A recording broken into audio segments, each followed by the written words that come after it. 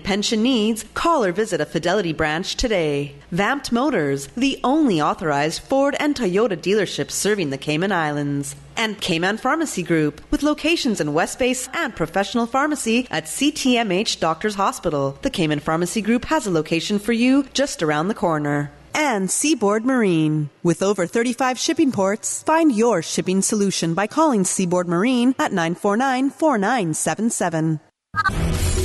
Coming to you live from Radio Cayman Studio. For the record. For the record. For the record. Hear from your government officials, independents, and the opposition on issues that matter to you. For the record. Engage in an open dialogue between residents and lawmakers. For the record. For the record. For the record. Informative, impartial, insightful. This is your talk show. 1-800-534-8255. Your calls, your input. This is For the Record. And now, your host, Orrett Connor. Good morning and welcome to For the Record. Today is Wednesday, the 7th day of November 2018. One day after the elections, the midterm elections in the United States. One day after two referendums were held in Grenada and Antigua and Barbuda as well. So we will talk a little bit about that today as well. Those of you who are awake this morning, because I'm sure that many of you stayed up late to follow the results of the U.S. elections, which to a certain extent is a mixed bag as well. But we will talk about that also. I trust that everyone had an enjoyable, peaceful night and that you're all raring to go this Wednesday morning. I want to thank you, our listening and viewing audience, for allowing Radio Cayman and by extension For the Record into your homes, into your vehicles as you traverse the busy roads of the Cayman Islands, into your places of work, whether it be an office cubicle or if you're working in the outdoors.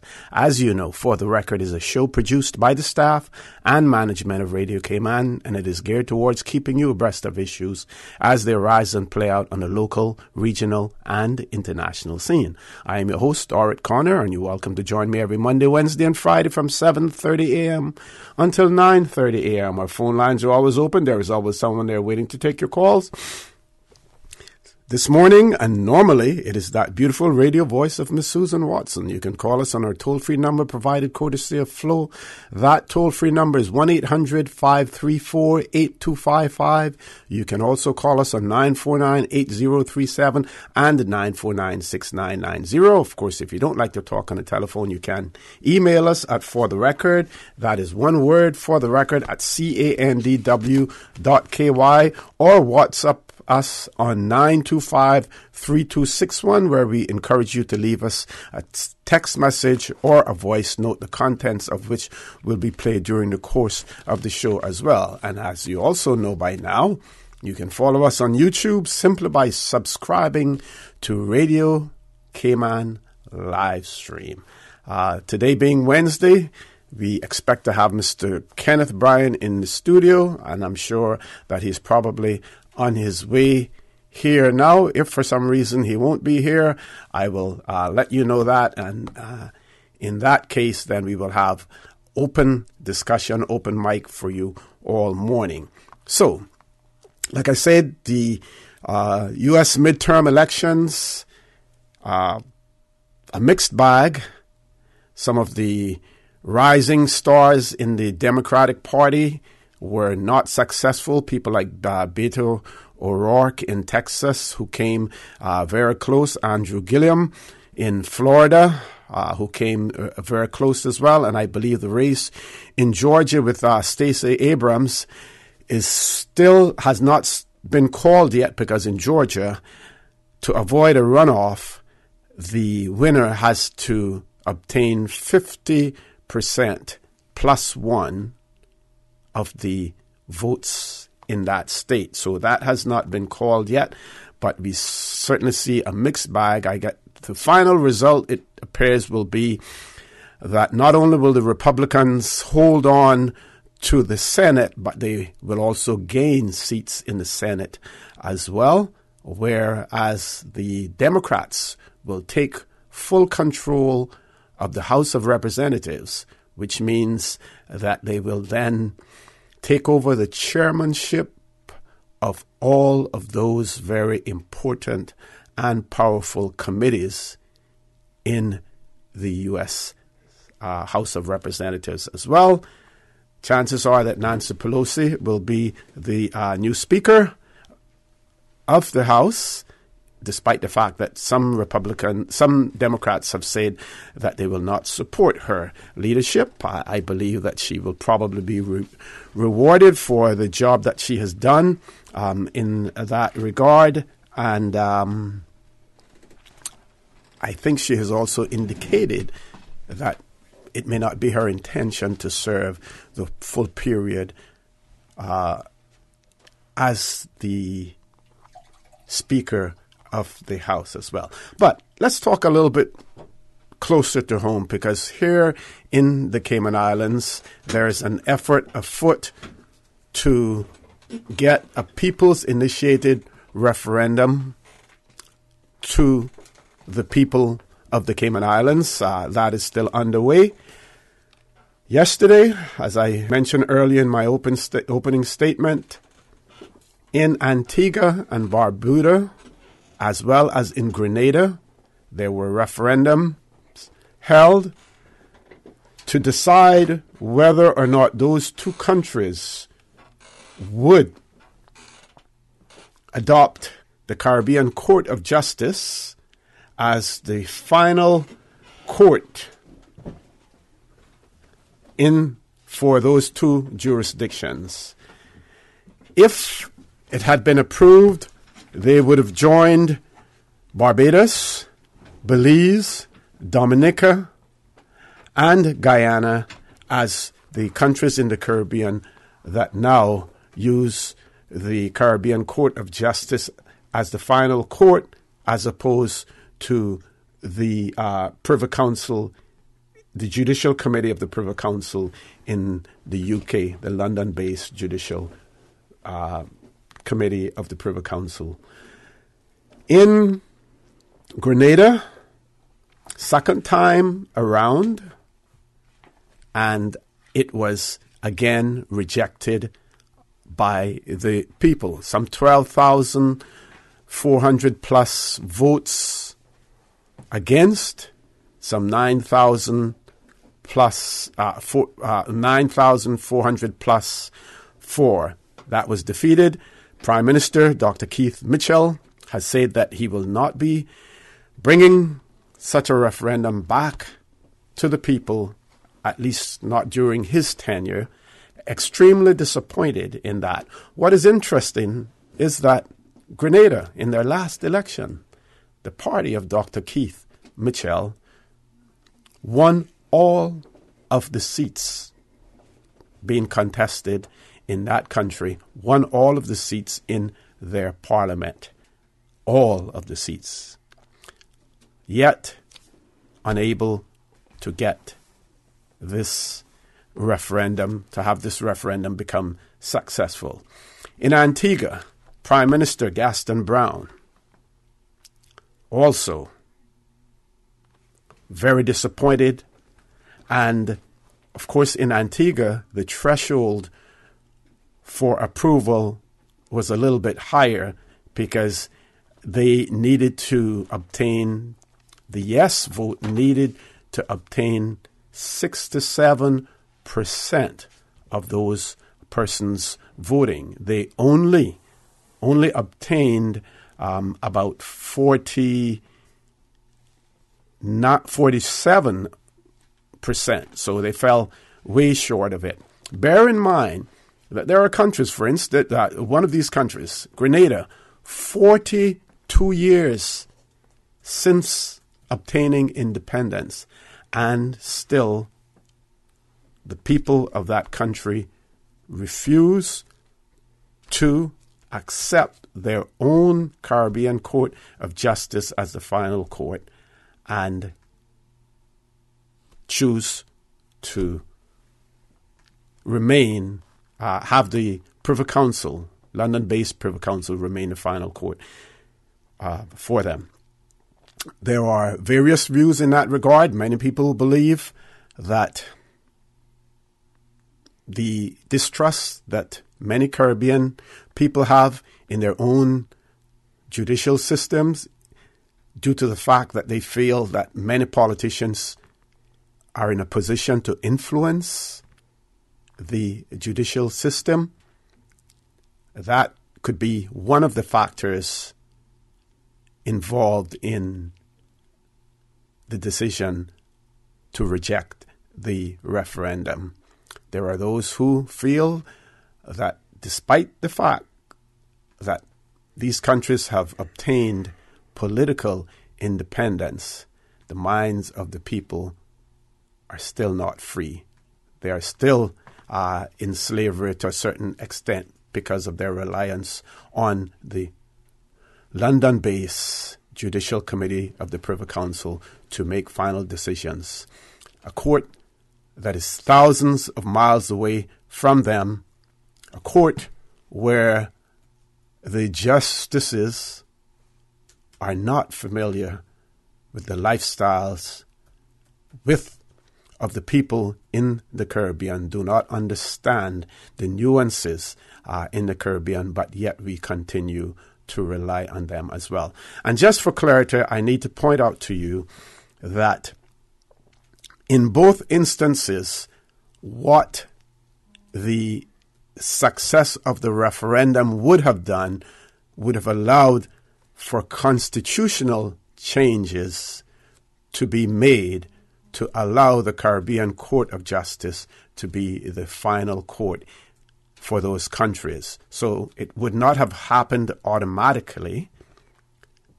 It would have meant constitutional changes as well. Now, here in the Cayman Islands, we're talking about constitutional change to a certain extent. We're talking about people's initiated referendum. Also, we know that the leader of the opposition and the premier are in agreement with certain changes to the Constitution.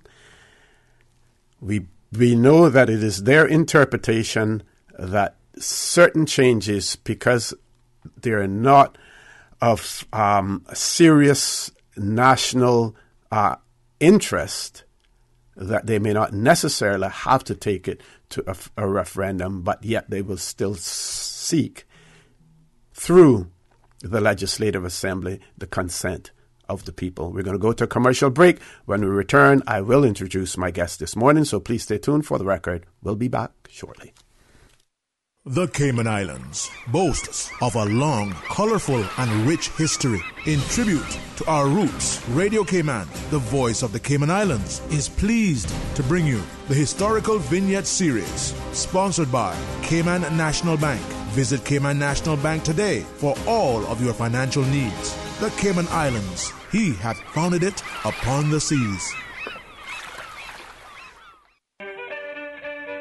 On August 19, 1948, 24 Georgetown women sent a historic letter to the commissioner, which stated, Sir, we the undersigned residents of the District of Georgetown, having examined and obtained legal advice on the Constitution of the Cayman Islands, find nothing therein which denies a woman the fundamental human right of taking part in deciding who shall govern us. Therefore, we declare that it is our intention to exercise our constitutional right to vote today, August 19, 1948, according to our conscience, in the election of vestrymen for the District of Georgetown. Should this privilege be denied to us by the officials in charge of the election, we shall demand the government to give just reasons for making of no effect the laws it has sworn to uphold.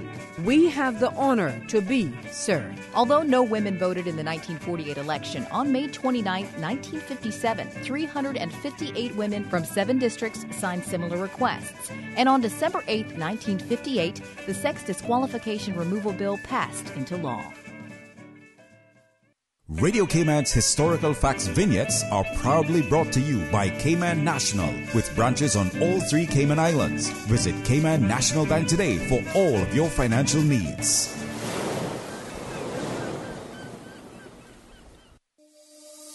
It's more than what we do. It's who we are. We were your official bank of the quincentennial celebrations in 2003. We were your Bank of the Year 4 times. We were voted as the inaugural top employer in 2010. We were the inaugural Business of the Year awardee in 2017. Who are we? We are Cayman National, your local bank, proudly serving you for over 40 years. It's because of you that our journey continues. You remember the sale at Vamped Motors? Yeah, the Your Sale, Your Choice, the one where you can get cash back or can put the savings to extend the warranty or upgrade features? Yes, it's still going on, but now you can get $8,000 off a new Ford Ranger truck. $8,000, you know? You for real? Come see for yourself. While they still have so much to choose from, save big during Your Sale, Your Choice at Vamped Motors. With almost every vehicle on sale, you decide whether to get your dream ride at its lowest price. Take cash back, add years to the warranty or service plan. Choose an add-on or mix your options. Your sale, your choice, because you know what you need, and Vamped Motors will help you drive it home. Vamped Motors on Walkers Road. A trip to New York City is the experience of a lifetime. Starting this December, Cayman Airways will be offering daily non-stop flights from Grand Cayman to New York City. That's right, Cayman Airways is going daily to New York City starting this December. Stroll through Central Park or take in the bright lights of Times Square, enjoy a Broadway show, or visit museums, the Empire State Building, and so much more. Whether you're visiting for business or pleasure, you'll fall in love with New York City. And daily non-stop flights from Grand Cayman aboard Cayman Airways starting this December. For details and to book, call Cayman Airways reservations at 949-2311. Contact a travel agent or visit CaymanAirways.com. The Cayman Pharmacy Group would like to thank the Cayman communities for their continuous support for over the past decade. CTMH Doctors Hospital Pharmacy opened its doors in March 2000. West Bay Pharmacy first opened their doors in March 2004. The Cayman Pharmacy Group was established in July 2007. Throughout the years, our CPG family has provided more than just pharmaceuticals to our loyal friends and customers. The Cayman Pharmacy Group has protected the lives of our medical community by securing the best healthcare advice and pharmaceutical services. To us at CPG, you are more than just a number. So, we are taking the time to say thank you for choosing CPG. The Cayman Pharmacy Group, taking care of your health. Sometimes things just don't go as planned. That's why you need Contractors All Risk Insurance from Fidelity Insurance Brokers. Ensure you're covered in the event of property damage and third-party injury or damage claims during your construction projects. And with Fidelity Insurance Brokers, you can be sure you are getting competitive pricing and superior customer service. Call us today for a free quote. Fidelity, we're good for you. Cayman's cruise industry must be preserved and developed. It is a myth that the cruise lines will continue to call on Cayman at the rate they do now without the piers. It is a fact that the mega-class ships will not be tendered. Arrivals will decline by half over time as the older ships are decommissioned. This will hurt our economy and thousands of Caymanians who work in this industry. If we want to continue providing opportunities for Caymanians, we need the piers. Support the piers. Support our tourism. System 1 loaded. 1-800-534-8255. What is on your mind when it comes to the government, independence, and the opposition? Issues that matter to you. 1-800-534-8255. Waiting to hear from you. For the Record with your host, Orrett Connor. Good morning and welcome back to For the Record. It is my pleasure to have in the studio with me this morning none other than MLA Mr. Kenneth Bryan, who represents Georgetown Central in our Legislative Assembly. Mr. Bryan, good morning. Welcome to For the Record. Good morning, OC. It's a pleasure to be here. I was just trying to speak to my good friends in the land of social media and Facebook. They're my trusted followers, and I really appreciate when they follow me on Facebook. So I always try to look out for them. So good morning to everybody who's listening to Radio Cayman on Radio Land, Facebook Land, and on YouTube, which I just found out this morning that you guys stream live on YouTube, Cayman For the Record. Oh, and particularly those... doing that for several weeks now. Months, really, right? I need to get up to the time, Susan. And you guys gotta tag me in these things, I got a good following and can spread the love. Okay. Good morning, particularly to those in the Bracken, Little Cayman, and particularly my constituents. Good morning to you. It's always a pleasure to have the opportunity to speak to you.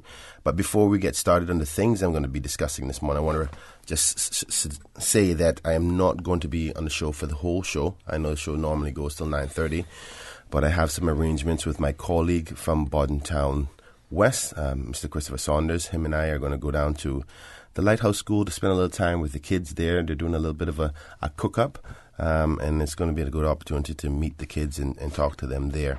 So I'll be here on just until 10 to 9 so I can get enough time to drive down there. So anyway, that being said, there's not much time left. The three things I want to cover this morning is the upcoming gambling bill, which I know many people have discussed already.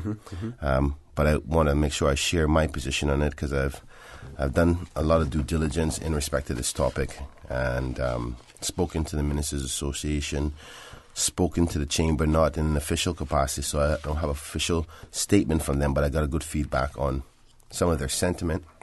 Since the last time I've been on the show, also I've met with the governor. Funny enough, we had a social last night with just the governor and the MLAs. Now, the first meeting was for practically all the quote-unquote VIPs who were allowed to come, but last night was mainly for just the members of the Legislative Assembly to sit and chatter together and create that connectivity and bond outside of the responsibilities. And that was roles. all members of the Legislative Assembly, including cabinet ministers? Including cabinet ministers. Unfortunately, some people didn't come. I don't want to dwell into that, but no, we won't ask you for names. Yes, but it was open to everybody, and it was pleasing. Believe it or not, myself and the Premier had a pretty good conversation last night, and relationships are maturing in respect to knowing that we can get along and do the job for the people, even though if we have a differing view. So I was pleased about that last night. Talking about my meeting with the governor and what I went over with him as in concerns for the Cayman Islands in respect to my constituency and my viewpoints on the country as a whole. And I'm going to go into the last topic where I will need some feedback from the public on this. It's a growing trend that I'm having difficulty with, and I don't know how to go about addressing it because it's two-sided. And I'll deal with that at the end because I know I'm going to want input from the public. And it's a concern of this labor-related.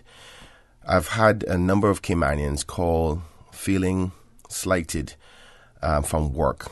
And it's usually to do with areas or work where it's seasonal. So to give you an example of the problem, think about a Caymanian and a work permit holder who's doing exactly the same job in a career that is seasonal, so the work hours go up and down. And the times when hours have to be cut back, the decision is always made that the Caymanian hours is cut back as opposed to the work permit holder. And the Caymanians are expressing themselves to say, I don't think that is fair. If anybody should be cut back on hours, it should be the work permit holder. And I see the point, and to be honest with you, our priority, or the priority of our morality should always be focused on the Caymanian to make sure that they have opportunities to survive. So I threw that out there on Facebook to get some feedback, and then you see the other side to it, which is the employer's side, where some cases it's the Cayman is not performing, so the work permit holder is the person who's preferred to do the full hours if need be.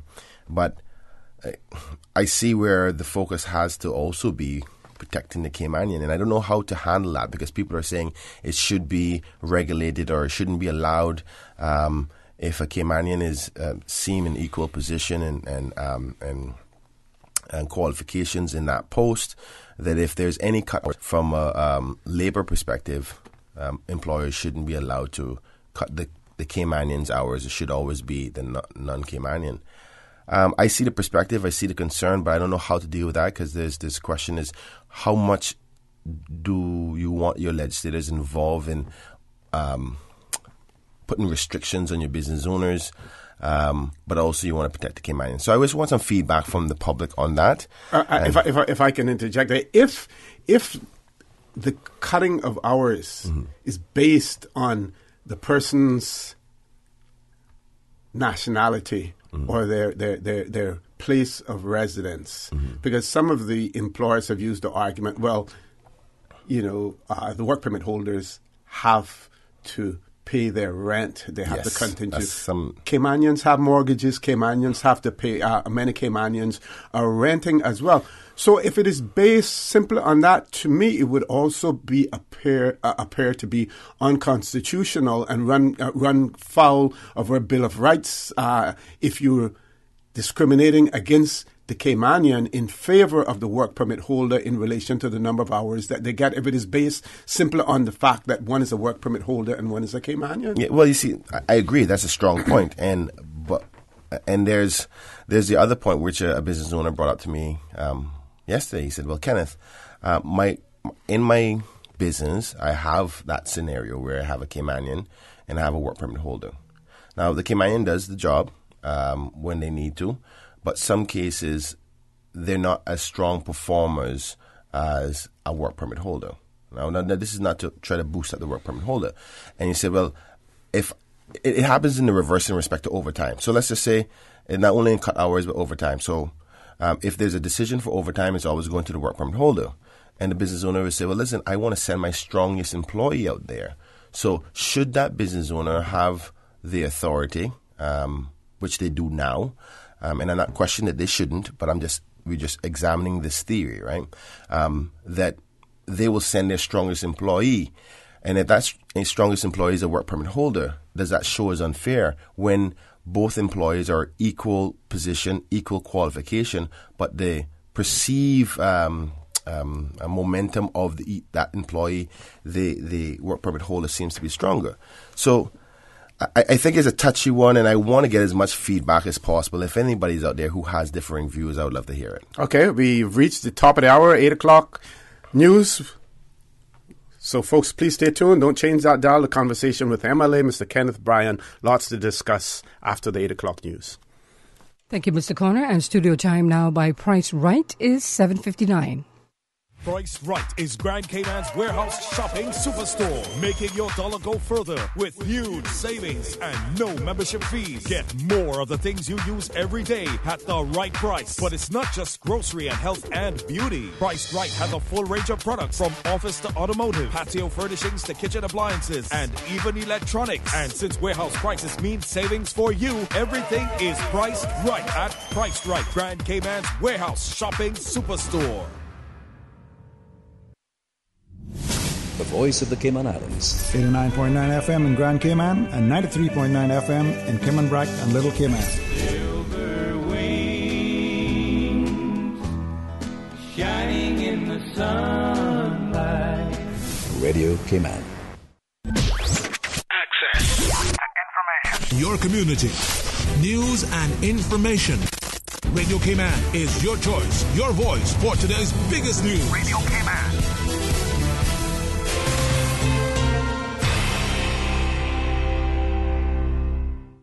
With your latest news, I'm Harsley Fuller. The Young Caymanian Leadership Awards Gala event is coming up on Saturday, and Radio Cayman is taking some time to get to know each of the finalists. Today, we turn our attention to 32-year-old Kimberly Connolly, an author, entrepreneur, and a full-time employee at the tourism hospitality sector at the Renaissance as an assistant manager. For Ms. Connolly, the most important thing to leadership is listening. I just feel like we're not listening to our people, our young people specifically, because they are our succession plan, what they do, what they feel in terms of, what they want for the future. So I would say listening is extremely important over the next 2 years maybe, and that will affect what happens to the Cayman Islands in the next 10 years. We have a lot of big projects going on, and people have different opinions. But if you listen, not to rebut or to respond, but listen to understand the different perspectives of how people feel, then I just feel that that will be important to the development of our country. Ms. Connolly says whatever you decide to do, be excellent and pursue excellence. This year's gala event is Saturday at the Kimpton Sea Fire to celebrate and honor this year's YCLA finalists, which are Kimberly Connolly, Casey Mobley, Samuel Young, Stacey Scott, and Wilbur Welcome. For more, check out youngcaymanianleaders.ky. A farewell bid to our reigning Miss World Cayman Islands, Kelsey Woodman-Bodden, who heads to Sanya, China to compete in the 68th edition of the Miss World competition on December 8th. She left for China on Tuesday and spoke with Radio Cayman just hours before. She said she's excited for the road ahead. I feel pretty prepared because I have a really good committee, and a lot of the people on my committee have been in my shoes and they've been to a Miss World international pageant, so they kind of really helped me prep for it. And so I would say I'm more excited than nervous, and I just really want to just go and make Cayman as proud as possible. You can get the very latest by checking out Miss World Cayman on all social media platforms, including the Miss World Cayman Facebook page.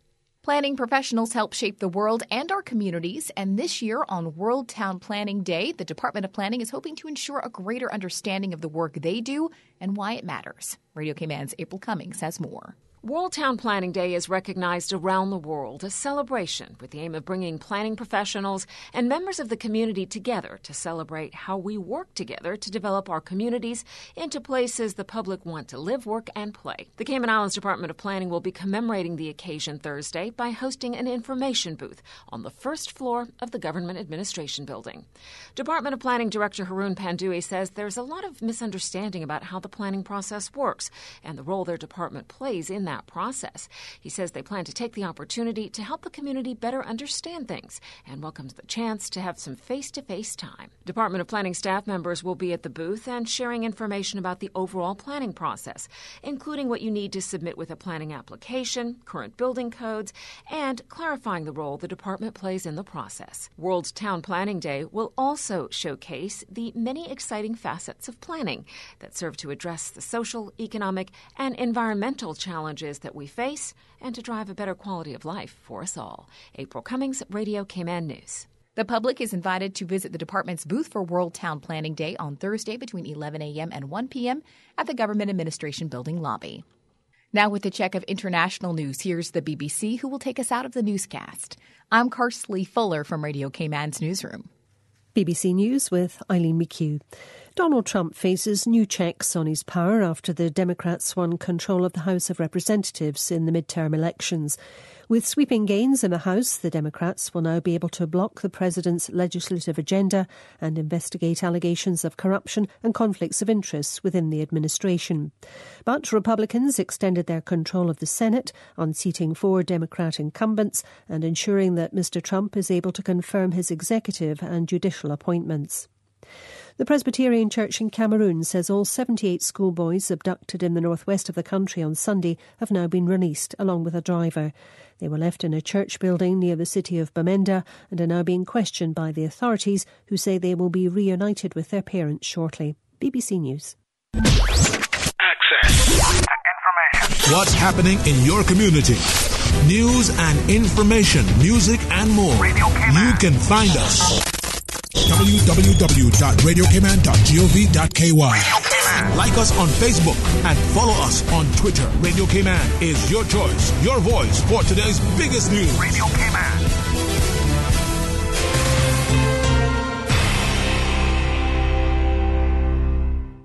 Hi, my name is Neraya LeBlanc. I am the minister and evangelist to the West Bay Church of Christ on 24 Batabano Road. I would love to take this opportunity to invite you to experience God's family at West Bay for yourself. We are a caring congregation that strongly believes in reaching out beyond ourselves to spread the gospel of Christ. We also take great pleasure in ministering to the needs of our people in our community. As God's called out kingdom people, we are in the business of transforming lives for the Master's use. For more information, you can visit our website at westbaycichurchofchrist.org or call us at 946-9294 or 917-1809. Declaring the word of the Lord. Cayman Islands Church of Christ presents Word of the Lord. Word of the Lord, heard Sundays at 6:30 p.m. on Radio Cayman. Caymankind is the Cayman experience. We work at the Cayman Craft Market. It is a myth that we do not need the cruise ship industry. It is a fact that when there are no ships in port, we do not earn a living. We depend on the cruise industry, and if it was to reduce by half, many others just like us would suffer immensely. We want to work and provide for our families. We need the pier. Support the piers. Support our tourism. In financial news, Asian shares were mostly higher today as investors awaited results from the U.S. midterm elections, which could have an impact on the global economy and trade. Keeping score, Japan's benchmark Nikkei 225 added 1.3% in morning trading to 22,428. Australia's S&P ASX 200 edged 0.1% higher at 5,881. South Korea's Kospi gained half a percentage point at 2,100. Hong Kong's Hang Seng jumped 0.6% to 26,284, while the Shanghai Composite fell 0.1% at 2,656. Looking at Wall Street after hours, U.S. futures were higher, with the contract for the Dow up 0.3% at 25,721, and that for the S&P 500 adding 0.2% at 2,764. In energy, oil prices have slipped after the U.S. said it would allow a group of allies to continue buying oil from Iran as long as they continue to try to reduce their imports from that nation. The U.S. reinstated sanctions on Iran this month. U.S. benchmark crude fell 31 cents to $61.90 in electronic trading on the New York Mercantile Exchange. It fell 1.4% to $62.21 a barrel in New York on Tuesday. Brent crude dipped 9 cents to $72.04. And in currencies, the dollar rose to 113.38 yen from 113.18 late Tuesday in Asia. The euro climbed to 1.1441 from 1.1427. Radio Cayman's premier health show, For the Health of It, with Tara Bush, is brought to you on Saturdays at 9:30 a.m. and Wednesdays at 7 p.m. on 89.9 and 93.9 FM. Proudly brought to you by the Cayman Islands Civil Service Association. For more information on how you can become a member or the benefits of the CICSA, please visit www.cicsa.ky. For your convenience, the CICSA offices are open on Mondays from 9 to 12 p.m. and Thursdays from 1 to 4 p.m. For the Health of It, with Tara Bush. The Tuesday edition of The Business Buzz is brought to you by Grape Tree Cafe. Located in Buddentown, Grape Tree Cafe is a favorite among locals and visitors alike, serving up delicious Caribbean delights such as fried fish and fritters, fried breadfruit and chicharron, to name a few. Grape Tree Cafe has a reputation for good service, tasty dishes, and generous servings. Telephone 324-5860. Your weather update after 8 is brought to you by Brand Source Home Gallery, creating elegant bathrooms with European-style fixtures and fittings. Good morning. Time now for the latest weather report. Current temperature is 82 degrees. Relative humidity is 92%. Barometric pressure 29.91 inches and rising. The wind is east at 4 knots. Overnight low temperature was 74 degrees. Synopsis indicate light to moderate easterly winds and seas along with isolated showers are expected as a tropical wave moves over the Cayman area today. The wave is expected to move west over the Western Caribbean by this evening. Radar images show isolated showers mainly over Cayman Brac and Little Cayman, moving southwest. Now the forecast for the Cayman Islands for today, calling for partly cloudy skies with a 30% chance of showers and possible thunder. Temperatures will rise to the upper 80s. Your winds will be east to northeast, 10 to 15 knots, and seas will be slight to moderate, with wave heights of 2 to 4 feet. Tonight, partly cloudy skies with a 20% chance of showers, and temperatures will fall to the mid-70s tonight. Winds will be east at 5 to 10 knots, and seas will be slight, with wave heights of 1 to 3 feet. High tide will occur this morning at 9:35, low tide this afternoon at 3:36, and a high tide again tonight at 8:58. Sun will set this evening at 5:48 and will rise tomorrow morning at 6:30. And the outlook is calling for similar weather conditions through Friday morning.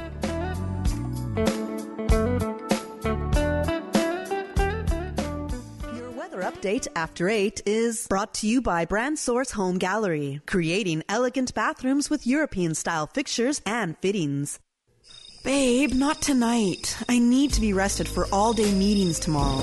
What are you talking about? I was almost asleep. You keep poking me, and I can't sleep. That's the mattress spring I keep telling you about. Not me. We really need to get a new mattress. Tossing and turning, back hurting, can't sleep? It might be time to turn in your old mattress and go to bed with a new one. Browse the huge mattress showroom at Brand Source Home Gallery and pick the perfect mattress today. With mattresses to suit every budget, Brand Source Home Gallery stocks a wide selection of sizes and styles like Pillow Top and gel memory foam. So stop tossing and turning and sleep better tonight with a new mattress from Brand Source Home Gallery, Dorsey Drive, Industrial Park.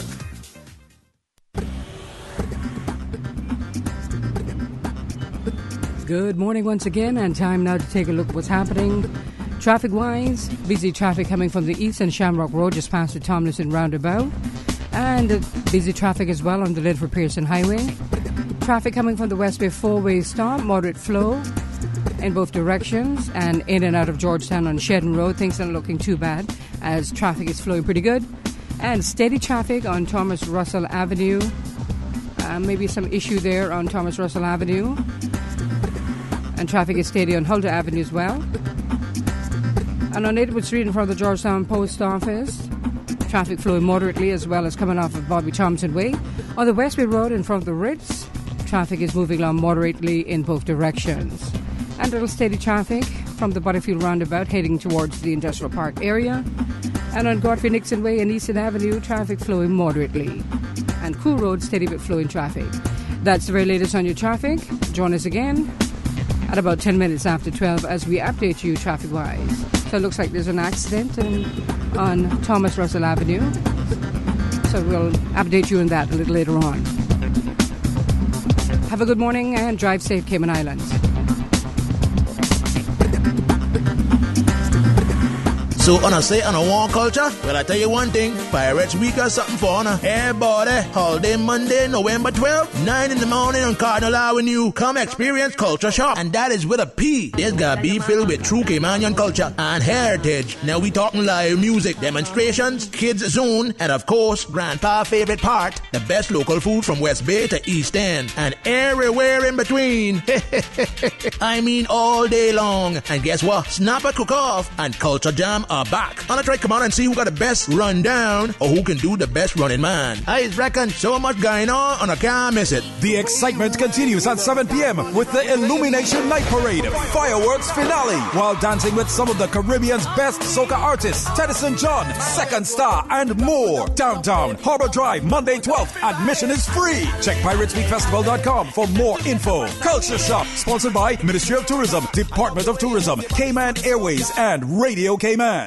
On Friday, November the 9th at 12:15 p.m., you can hear another presentation in Radio Cayman's CI Retro Talk Today special program series on Caymanian history, culture, and heritage, and its importance to the Cayman Islands community and its forward sail, future endeavors, and plans. With Remembrance Day and the 100th anniversary of the end of World War I observances coming up on the weekend, the focus will be on Caymanian involvement, sacrifice, and dedication to the defense and preservation of freedom and democracy. This special CI Retro Talk Today presentation is being brought to you by these fine sponsors. Four Winds Esso in West Bay, serving the West Bay community and the wider Cayman Islands community for over 6 decades. The Ministry of Culture, Flowers Bottled Water, the Cooler Bottled Water, and by the Appliance Doctors. CI Retro Talk Today special program presentation Friday at 12:15 p.m. on Radio Cayman. In local sport, Cayman redeemed themselves against Grenada, defeating the Caribbean side 3-2 after the under-20 team fell to El Salvador, the CONCACAF Men's Championships,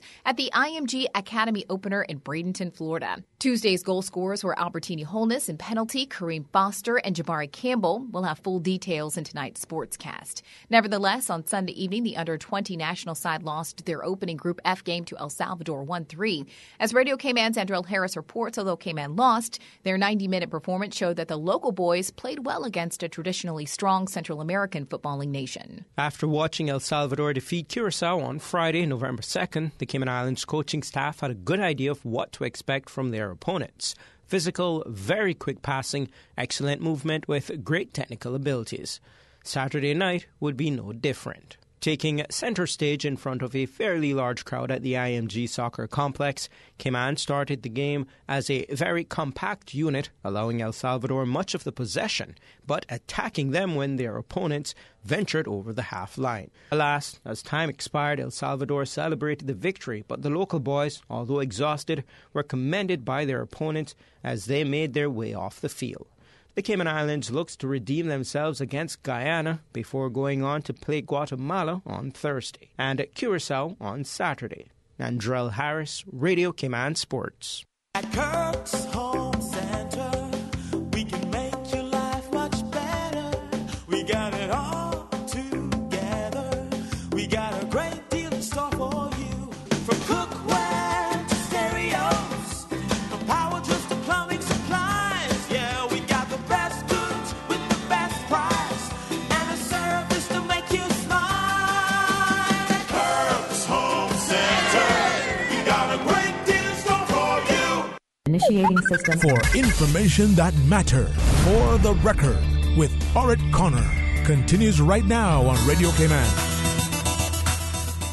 Good morning and welcome back to For the Record. In the studio with me this morning, MLA Mr. Kenneth Bryan, who represents Georgetown Central in our Legislative Assembly. One caller, so we're going to go to the phone lines. Caller, good morning. Welcome to For the Record. Yeah, good morning, Orrett. Good morning, Mr. Bryan. How are you all today? Fine, ma'am. Good morning to you. Good morning to you, Lev. I'm okay. Thank you for asking. Okay. Let me get right to the point. I hear you discussing about what we're bringing to the House right now, as in gambling laws. I'm quite disappointed and appalled at the opposition party, knowing that the deputy opposition leader, Mr. Alva Saku, and Mr. Anthony Eden were very adamant, so adamant that they stepped down from the Progressive Party in reference to marriage, which is enshrined in our Constitution as between man and woman. Am I correct, Mr. Orrett? Well, in the case of Mr. Eden, I would say yes. I am not too certain about the case of Mr. Alva Suku, whether it was specifically for that reason or a combination of other reasons as well. Okay, well, I know that was the fact. Okay. Well, hear me out now. We could bring a referendum about the pairs. Our Constitution is the most important document in the land. So why is it when we very well know if this goes to court, we're going to look on human rights, we're going to lean more towards England. So I want to know, why are we not bringing a referendum since we're discussing gambling? I believe when people come to our islands, they say they love Cayman, that they're not, they don't have to be from Cayman to be for Cayman. Then I believe you should embrace our culture and respect that. We're not saying that we don't have gays here. We're not saying that you cannot be married as a couple, but we're saying that you can't get married here. So why can't they get married where that is accepted and done? Why does it have to be done here? I believe if your team can bring a referendum about a port, I can't see why you can't defend Mr. Alva, Mr. Eden, yourself. Bring this, and because remember now you're tackling also gambling. So why are you not bringing something as important as this? Marriage is between man and woman, and let the people of the Cayman Islands vote. And if we say no, no is no. Anyway, you gentlemen, you all have a good day. Thank you very much, caller, for that. Mr. Bryan, you want to respond? I was hoping that she would stay on because I'm not sure if she's speaking directly to me or to the opposition, because I am not the opposition. I think in general, she's speaking to, in general terms. Well, firstly, I want to say thank you so much for the caller for calling in. I'm always happy when Caymanians get involved in the democratic process and voice their opinion. So thank you so much for that. First, for that, I don't think it would be appropriate for me to comment on the deputy opposition leader in respect to why he left. I wasn't there when he left. I think she may be right in some of the things she said in respect to there was concerns about the same-sex marriage element. But because I'm not informed of exactly what it's about, it'd be wrong for me to comment on that. And I know that Alva is competent enough to respond to that when he comes on the show at another time. In respect to referendum on other matters, I think that most of the petitions that we see happening now are not necessarily petitions happening by any particular politician, but they're by the private individuals who believe in a particular topic. But what we saw just now is an example of how strong people feel about their position in our laws here in its current form, and I suspect that this will be a heightened conversation as we get closer and closer to particularly something that is before the courts right now.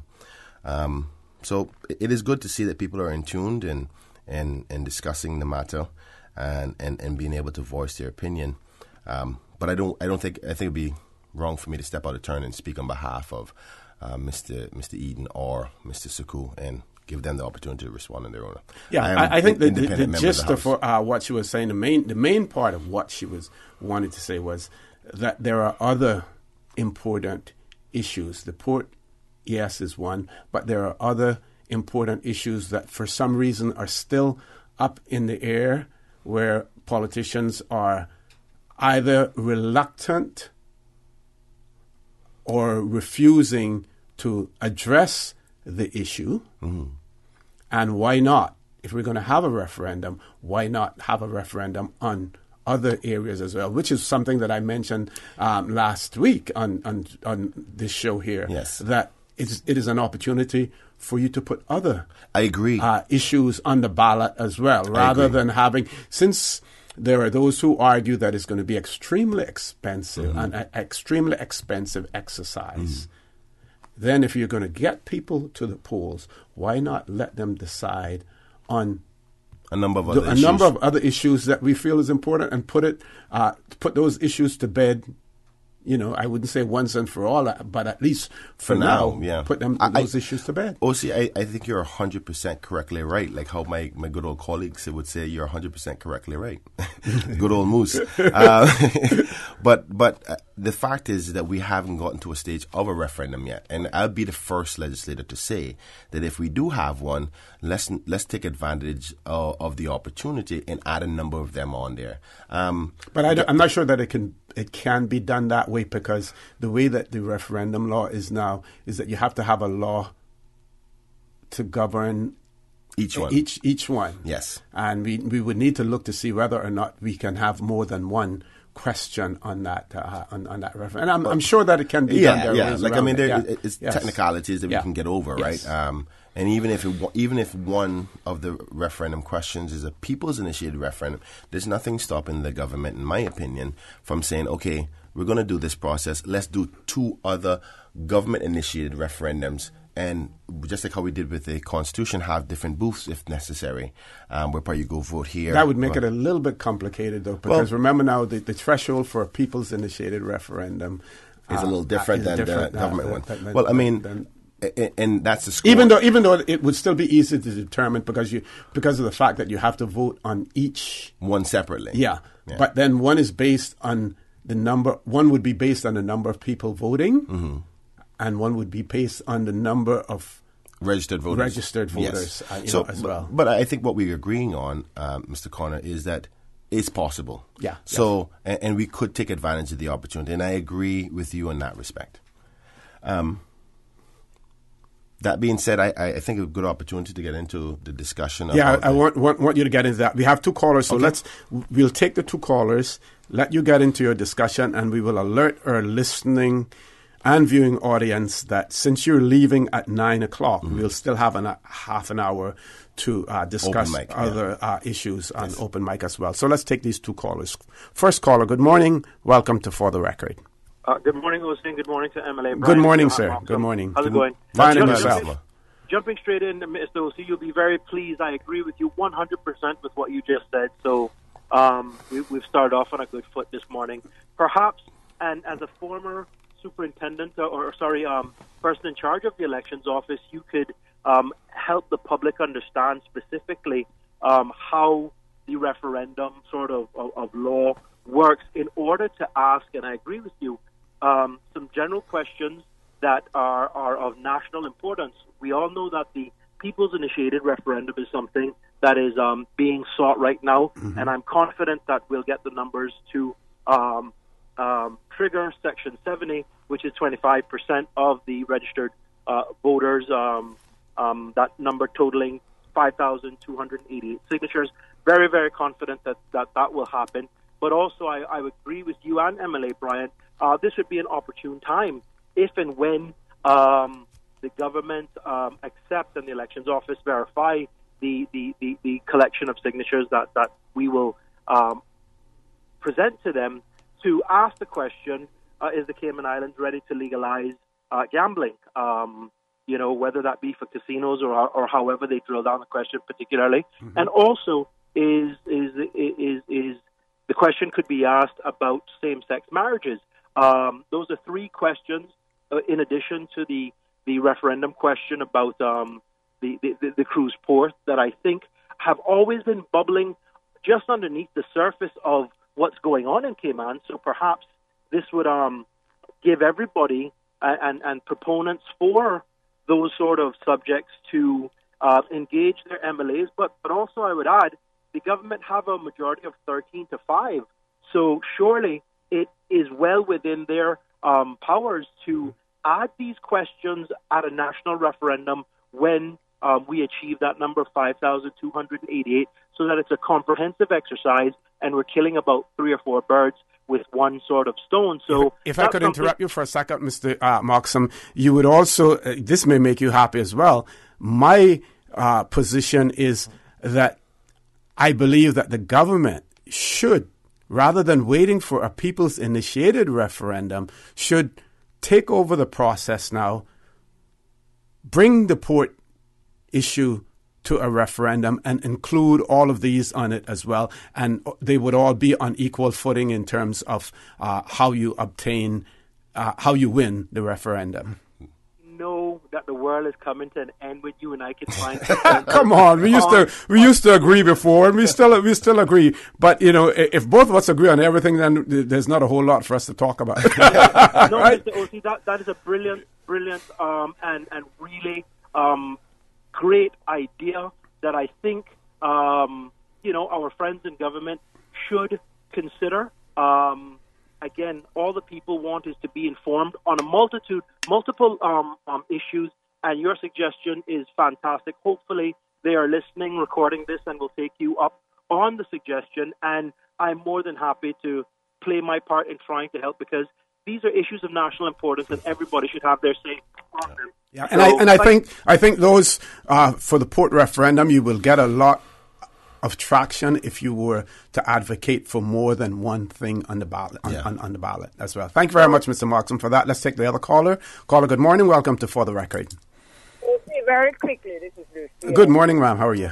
I do not agree with my other end of the line. We're hardly hearing you. If you have us on the speakerphone, you may want to switch that off, please. I don't have it on. Okay. But it might not be the issues that I have, because you always have trouble. Okay. So I just wanted to remind you, and I understand what you all are saying there. I just want to remind you that you can only ask one question, and it would mean a change in the Constitution to change the law and put in more than one question. I would tend to disagree with that. I believe that would be in the referendum law, that you would make the change. The Constitution just simply makes provisions for people-initiated referendum or a regular referendum. But in terms of how many questions can be on the ballot, I think that would be in the referendum law that would be put together by the Legislative Assembly or the government. O.C.? Mm-hmm. It only begs for one question, and I may be wrong, but you could check it out. I will, and I think I have already. If it begs for a multiplicity of questions, then fair enough, I think, but we should do that. But I think we need, in terms of getting information to the public, I believe we shouldn't just wait for a referendum. We need to look at getting our constituencies up where people can be part of that and ask questions before it reaches to a referendum. Mm-hmm. When it reaches to a referendum, you would want to have some answers. I would suggest that the councils, that the district councils that are in the Constitution should be up and running so that the people can be informed, and that you're informed from the bottom up, not from the top down. Ms. Lucille, and surely this is the way we should go, and that's why the district councils were put into place, so that we could have a devolution of down from the LA straight down to the people. That's why the district councils were put in place. Ms. Lucille, can I ask a question then? Because I'm happy to hear that you are in support of the district councils, and I am too. But I'm not sure if you're aware, but the Honourable Premier Alan McLaughlin has suggested that he's not going to be bringing it in its current form, and we don't know when the district councils will come into law or come into play, because they're already in law. How do you feel about the fact that he's not allowing it to happen in its current form? She's gone. Okay. So you can make that a rhetorical question, by discussing. Well, I mean, it, yeah? I'm glad to hear that she's of the view that the district council should be in law or should be enacted, because I agree too. But the sad reality is that we have a law, and this is something good way to sway into my next discussion about the governor, is that that's one of the concerns that I have. We have a district council's law. It's not being enacted because the Premier has outright said he's not enacting it in its current form. But how can you decide which law you're not going to enact? It's like saying, for instance, there's a traffic law. I'm just going to decide, I don't want to abide to that law or allow that law to be enacted, and I can just drive through the stoplight. I mean, I find that very disturbing. I've actually asked the governor to give me some direction on that and whether he's allowed to do that. Because a law is a law, and you don't just get to cherry pick which laws you want to enact. I mean, I don't get the concept, and I know that I'm rather new at this, but I wish somebody can address that. I would like the Attorney General or the Governor to address the problem, because it's a law, and he's chosen publicly to say he's not enacting it, and that's just ludicrous. I don't quite get it. Okay, I'd like to talk about that when we return as well, in terms of the Governor enacting, because I think it's almost a misnomer to say that the governor. You're talking about standards in public life? No. Well, that one is one of them, but the district councils is the other. Yeah. So you have two. There's a number of laws that are not. It would have to come by order in council through the UK. But we'll talk about that. We have to take a break. When we return, the conversation with Mr. Kenneth Bryan will continue. Please stay tuned. You remember the sale at Vant Motors? Yeah, the Your Sale, Your Choice. The one where you can get cash back or can put the savings to extend the warranty or upgrade features? Yes, it's still going on. But now you can get $8,000 off a new Ford Ranger truck. $8,000, you know? You for real? Come see for yourself. While they still have so much to choose from, save big during Your Sale, Your Choice at Vant Motors. With almost every vehicle on sale, you decide whether to get your dream ride at its lowest price. Take cash back, add years to the warranty or service plan. Choose an add-on or mix your options. Your sale, your choice, because you know what you need, and Vant Motors will help you drive it home. Vant Motors on Walkers Road. CTMH Doctors Hospital Pharmacy, formerly known as Professional Pharmacy, would like to thank the Cayman communities for their loyal support these past 18 years. Our staff work towards healthcare excellence and providing the most current and up-to-date training with pharmaceutical care. Thorough background checks and follow-up consultations is only the beginning. Your safety is our concern. Our staff are respected healthcare professionals whose job requires careful and precise calculations. Thank you for being a part of our family and for choosing CTMH Doctors Hospital Pharmacy, where we prepare to provide exceptional care. At CTMH Doctors Hospital Pharmacy, we care about your health. Not all insurance is created equal, but who has the time to shop around? Take the guesswork out of your insurance coverage with Fidelity Insurance Brokers. Let us match you with the best coverage to suit your needs at a price to suit your wallet. Plus, get superior customer service from dedicated claims professionals to ensure speedy claims processing. Get your insurance through Fidelity Insurance Brokers. Call us today at 949-7822 for a free quote. Fidelity, we're good for you. System 1 loaded. 1-800-534-8255. What is on your mind when it comes to the government, independence, and the opposition? Issues that matter to you. 1-800-534-8255. Waiting to hear from you. For the Record with your host, Orrett Connor. Good morning and welcome back to For the Record. We're going to hold off on the phone calls for now because there are certain things that Mr. Bryan wants to cover, and he will be leaving us at 9 o'clock because he 10 to 9 because he has another commitment. So we want to give him an opportunity to place those issues on the table. Mr. Bryan. Thank you so much, OC. Mr. Connor. That's okay. OC is fine. Yes. So before we went to the break, I was discussing that, in my meeting with the Deputy Governor, one of the concerns was the governor. The governor, yes. One of my concerns was the fact that the district council's law is not being enacted, among other laws as well. But the primary reason, or one of the reasons why it's even more difficult without the law being enacted, because the Premier are going to be reasonable. The Premier may have some levels of, some reasonable concerns in respect to it in its current form. Mm-hmm. So fine, if you have those concerns, you want to justify, let's address them. Let's go ahead and get them to the Legislative Assembly and get them changed right away, because we know the importance of the role of district councils. So let's get those changes done right away and get the ball rolling, so the effect of a district council comes into play and helps the communities. So if you think we need something to be changed, come, let's do it. Stop delaying the fact, because we're going into almost 2 years now and we haven't had the benefit of direct representation through district councils. Do you think that this is one of the bargaining chips that the leader of the opposition should be using in his agreement with the Premier, that there are certain constitutional changes that need to be made, and they will approach the UK as a unit, a collective unit to do that? Do you think that this should be one of the bargaining chips to say, here's what we want included, in this as well? Well, Mr. Connor, I couldn't say it better myself. The opposition leader has the opportunity to have leverage over the Premier to say, listen, you want some changes? Well, there's some things I want done too.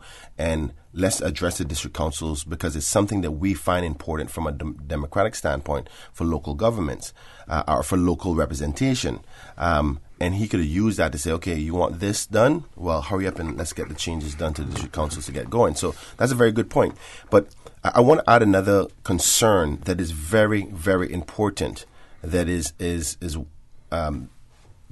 has to do with district councils, that I'm worried about, and it's a political strategy here. As you know,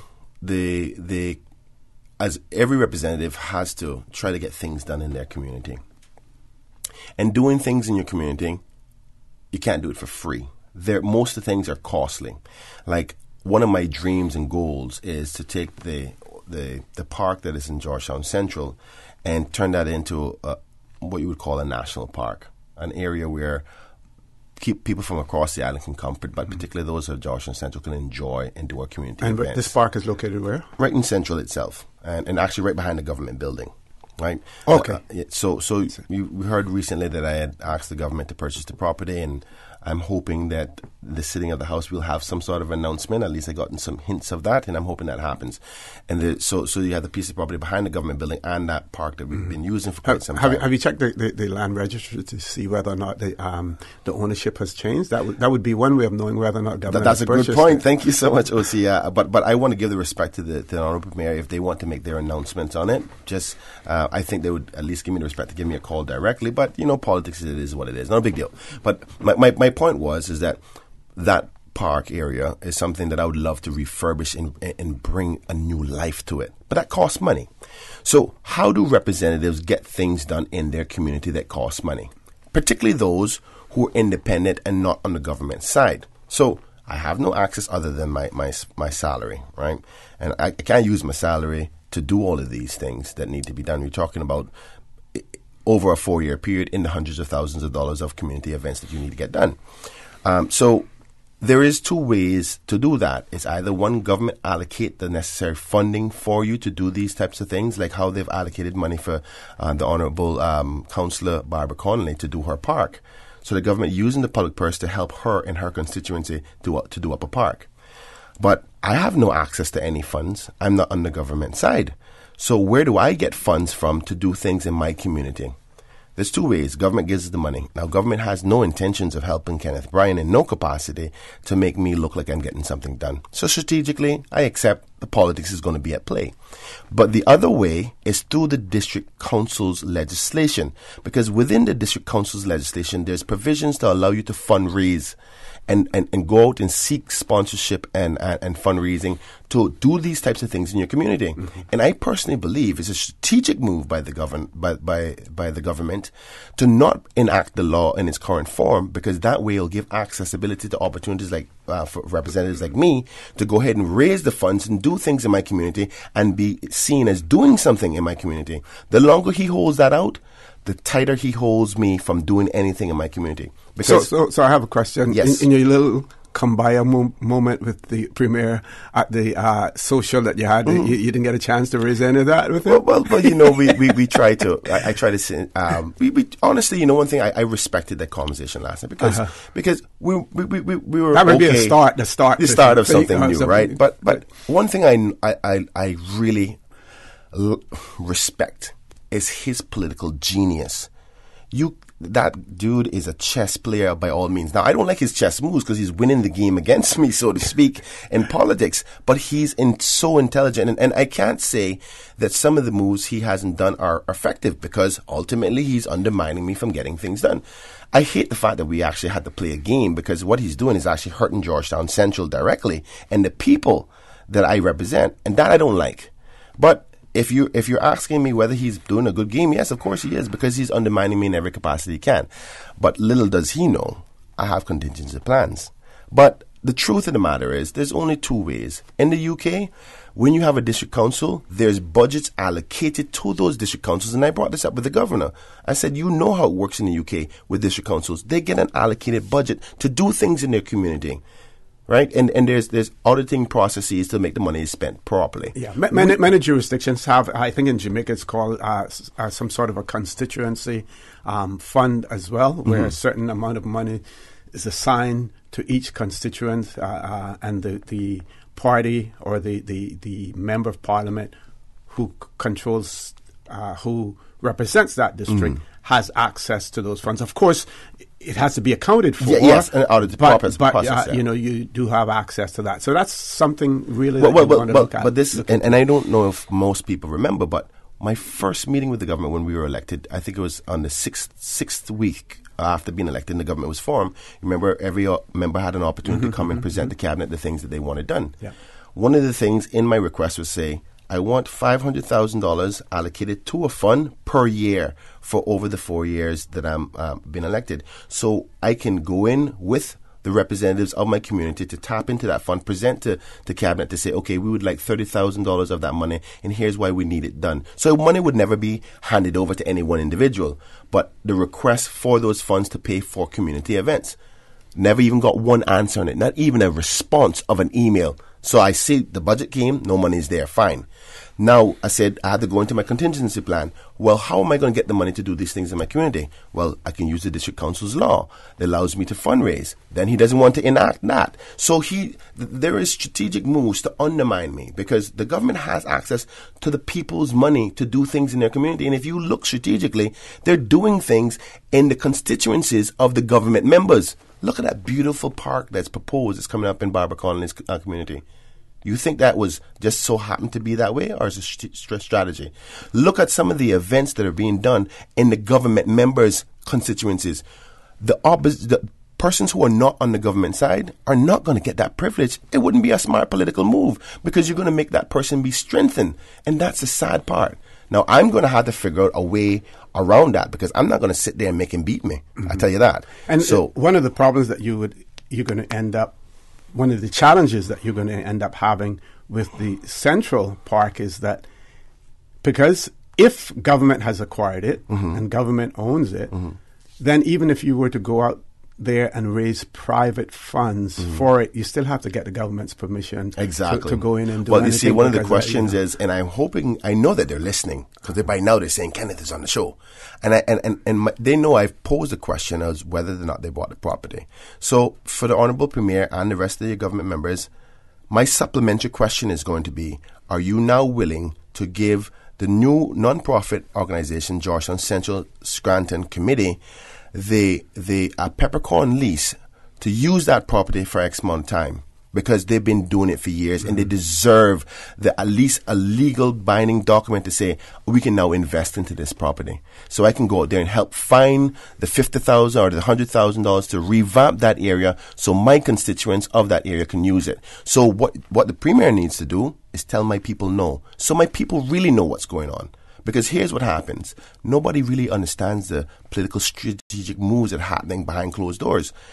Now, he can do it behind closed doors, or the government can do it behind closed doors, because if nobody sees it, then there's no harm. But I have to bring that chess move to light so people see there's actually an intended move to hurt the representative, and by connectivity, hurt the people. So he has to answer as to why, for one, he will not be willing to either one, purchase the property. I think they're doing that. So the next step is, okay, you've purchased the property. I think it's now fair enough time to you to say, let's give this property over to the community for a period of time. By all means, not giving it to them, but at the very least you can do is say, for a 10-year period or a 20-year period, you have full rights and an opportunity to build on it or improve it. On the 7 Mile Beach area, I think the first property, the Greenall property down there, the lease was for 99 years, so you shouldn't ask for anything less than 99 years. The only difference is that if they give you 99 years, you have to go down to the legislative. It has to go to the Legislative Assembly and I'd for be approval. happy to take it there. But if you do it in 33-year tranches, then you avoid having to go to the legislature. So you ask for 33 years with the possibility of renewing for an additional 33 and an additional 33. That's why I like to coming get on your 99 show. years. That's why I like coming on your show. I always get the good advice on this show. But that's and you get it for free. Yeah, you get it for free. But yes, so that's one of the reasons why I was so concerned about the district councils, because I am strangled. I'm not afraid to say it. The government has strategically stranglehold me. But, as again I say, because I know they're listening, there is a contingency plan coming, because I refuse to give up. So there's going to be ways to fundraise. But I'm going to make my people understand the process and show how the stranglehold is being done, because you're not affecting me only, you're affecting my constituents, and the people have to know the truth. Okay, we're a couple of minutes before you have to leave. So, yes, OC, thank you. Anything else you want to... Yes, thank you so much for the opportunity to come into the show. I'm saddened that I had to leave so early, but I'm happy because I'm going to the Lighthouse School to speak with some of the kids there. Myself and my colleague, the Honourable Christopher Saunders from Bordentown West, has invited me to go down there and because there was an event he was invited to and he wanted me to come along, so I thank him for that. And I'm going to go down there and hopefully have an enjoyable event with the kids. Some of the things I would have really wanted to dive into more was the gambling bill, but I think most people know by now there's a lot of concerns. And I give you an example. I have a raffle ticket, and I saved it for a while. There's a raffle ticket before me, and it says the Clifton Hunter High School. And it literally says raffle. But schools are not exempt under the law. I mean, there's something as simple as that. So we sit around here being blind-eyed to some of the what would say breaking of the laws in this country, but still somebody on the Are there road. Inconsistency in applying the law? Yeah, exactly. That's what I'm trying to. That's a better way to say it. But so I would have liked to go through that, but I encourage the listening audience, please tune into this sitting at the house. I'm not sure if we always put provisions aside to say, let me sit down and listen to the LA. But this is one sitting you really want to listen to, because there's a number of bills that are coming up that are important to shaping our society moving forward, and it is something they should tune into as much as you can. Of course, we got to work and all that, but if you get the evening times, because with the short period of time of this sitting, there's going to be a lot of late nights. So tune into to GIS radio. Radio Cayman 105.3 there you FM, go. and they will rebroadcast it in the evenings. Yes, as well. So I expect that particular bill to be a rather interesting one among others. So that being said, Mr. Connor and Ms. Susan, thank you so much. I appreciate it. For the listening audience, remember to love each other and love yourselves. God bless each and every one of you. Have a safe and lovely day. Thank you very much, Mr. Bryan. We're going to take a commercial break. When we return, the conversation will continue, not with Mr. Kenneth Bryan, but with you. So we encourage you to call in. Gives you an opportunity between now and 9:30 to talk on For the Record as well. So please stay tuned. You remember the sale at Vant Motors? Yeah, the Your Sale, Your Choice, the one where you can get cash back or can put the savings to extend the warranty or upgrade features? Yes, it's still going on, but now you can get $8,000 off a new Ford Ranger truck. $8,000, you know? You for real? Come see for yourself. While they still have so much to choose from, save big during Your Sale, Your Choice at Vant Motors. With almost every vehicle on sale, you decide whether to get your dream ride at its lowest price. Take cash back, add years to the warranty or service plan. Choose an add-on or mix your options. Your sale, your choice, because you know what you need, and Vant Motors will help you drive it home. Vant Motors on Walker's Road. A trip to New York City is the experience of a lifetime. Starting this December, Cayman Airways will be offering daily non-stop flights from Grand Cayman to New York City. That's right, Cayman Airways is going daily to New York City starting this December. Stroll through Central Park or take in the bright lights of Times Square, enjoy a Broadway show, or visit museums, the Empire State Building, and so much more. Whether you're visiting for business or pleasure, you'll fall in love with New York City. And daily non-stop flights from Grand Cayman aboard Cayman Airways starting this December. For details and to book, call Cayman Airways reservations at 949-2311. Contact a travel agent or visit CaymanAirways.com. Cruise tourism is a vital part of Cayman's economy.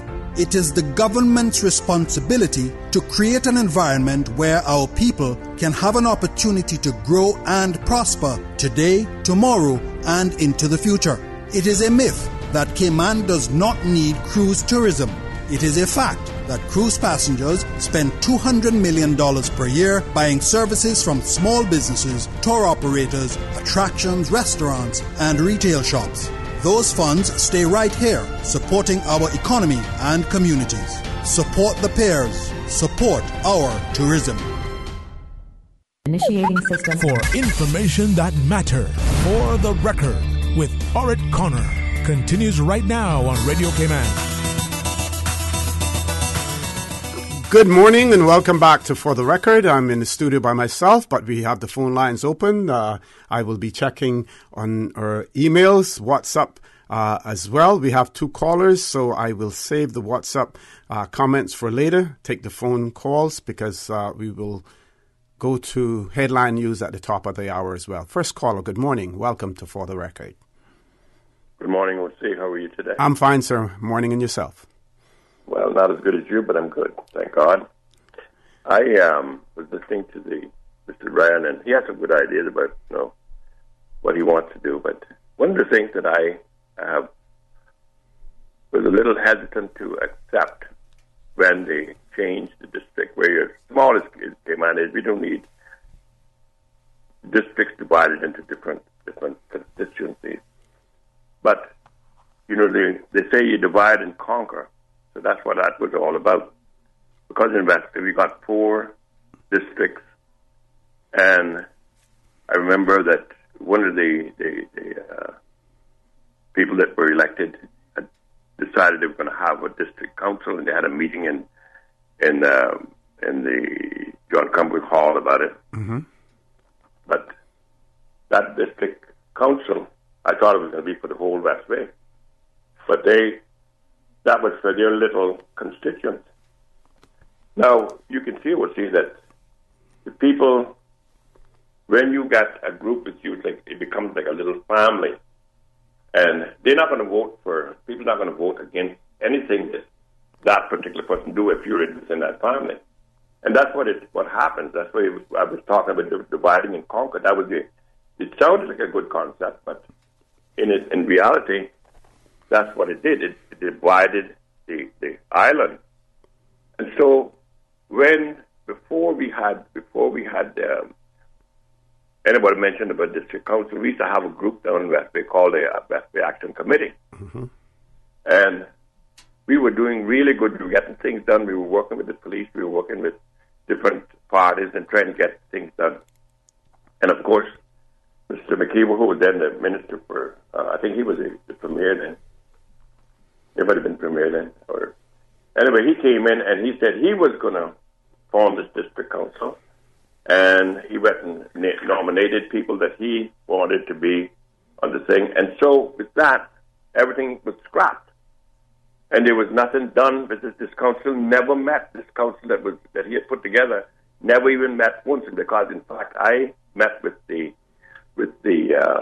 the person who was going to be chair of that council, and she was disappointed when I asked her about it. She said, well, I've quit because they have never put a meeting together in this kind of thing. And what I'm saying is this, and I'm not here to just knock people, but I've tried to be practical about what I think and what I see. People listen to politicians too much. They don't like to challenge them because, especially poor people, they're afraid that if they say anything, they might be disbanded from getting their little dole or whatever they get. And a lot of poor people tell me that themselves. So what I'm saying this morning, we'll see, is before we jump onto something and accept it, there should be some sort of a discussion about it, and then people can be able to put in their 2 cents of what to do. So all I'm saying this morning, Lucy, is that this whole thing with dividing the district into little constituencies and all that was a way of them people conquering, divide and conquering. So let us think before we do. I like when we have referendums and things, and I just hope that people will get smarter and do what is right, because that's all I want to see, what is right for the people of the Cayman Islands. And if we can do that, I think God will bless us and guide us. Okay. So that's my 2 cents for today, and I hope that when we do get a district council, it'll be for the whole district, not for the little constituency. We can accept people from each of those constituencies and put them together, and they'll do a good job if we do it right. Okay. So that's my 2 cents. Thank you very much, caller, for that. We don't have enough time to take the next caller. We're going to ask that caller to hang in there. We go to our headline news at 9 o'clock. That is very, very short. Our numbers, toll-free number provided courtesy of Flo, 1-800-534-8255, 949-6990, 949-8255 as well. Email us at for the record, one word for the record, at candw.ky, and our WhatsApp number 925-3261. 925-3261. Headline news. Now, caller, hang in there. Very short break, and we will take your calls. Radio Cayman, maintaining the innovation. On a daily basis, making it easy to connect with you, our listeners. Add us to WhatsApp today, 925-3261. That's 925-3261. Radio Cayman. Send a text or voice note. Can I send a request, please? You don't really have to ask us. Just send a request. This is a shout out to my ex. Radio Cayman, the voice of the Cayman Islands. Radio Cayman, maintaining the innovation.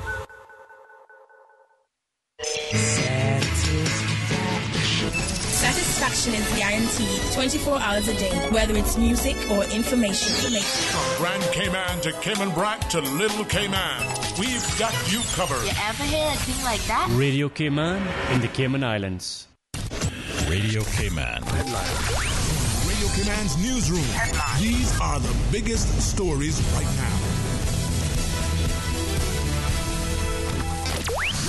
Cayman Bay launches the 8th annual Christmas Give tomorrow with a special screening of the new movie The Grinch at 6 p.m. Tickets to this special premiere are $15 per person and must be bought in advance at the Cayman Bay Visitor Center. All proceeds will be donated to the Cayman Food Bank. U.S. President Donald Trump has hailed a, quote, big victory in U.S. midterm elections, which saw Democrats seize the House of Representatives, but Republicans consolidate their grip on the Senate. The Democratic majority in the lower chamber will be in a position to block Mr. Trump's legislative program, but controlling the Senate ensures Mr. Trump can still make key appointments. The vote was seen as a referendum on the president, even though he's not up for re-election until 2020. And students kidnapped from a boarding school in Cameroon's northwest region have been freed. The 78 students and 3 others were seized early on Sunday in the region's capital. The driver was also released, but the school's principal and a teacher are still being held. The government and separatists in the English-speaking region have been accusing each other of being behind the kidnapping. Those are your headlines. I'm Carsley Fuller. Radio Cayman, the voice of the Cayman Islands. What's happening in your community? News and information, music and more. You can find us. www.radiocayman.gov.ky. Like us on Facebook and follow us on Twitter. Radio Cayman is your choice, your voice for today's biggest news. Radio Cayman.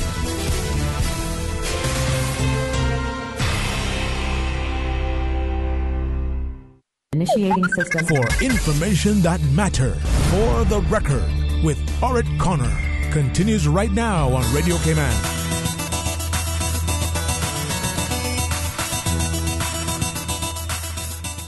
Good morning and welcome back to For the Record. We're going straight to the phone lines.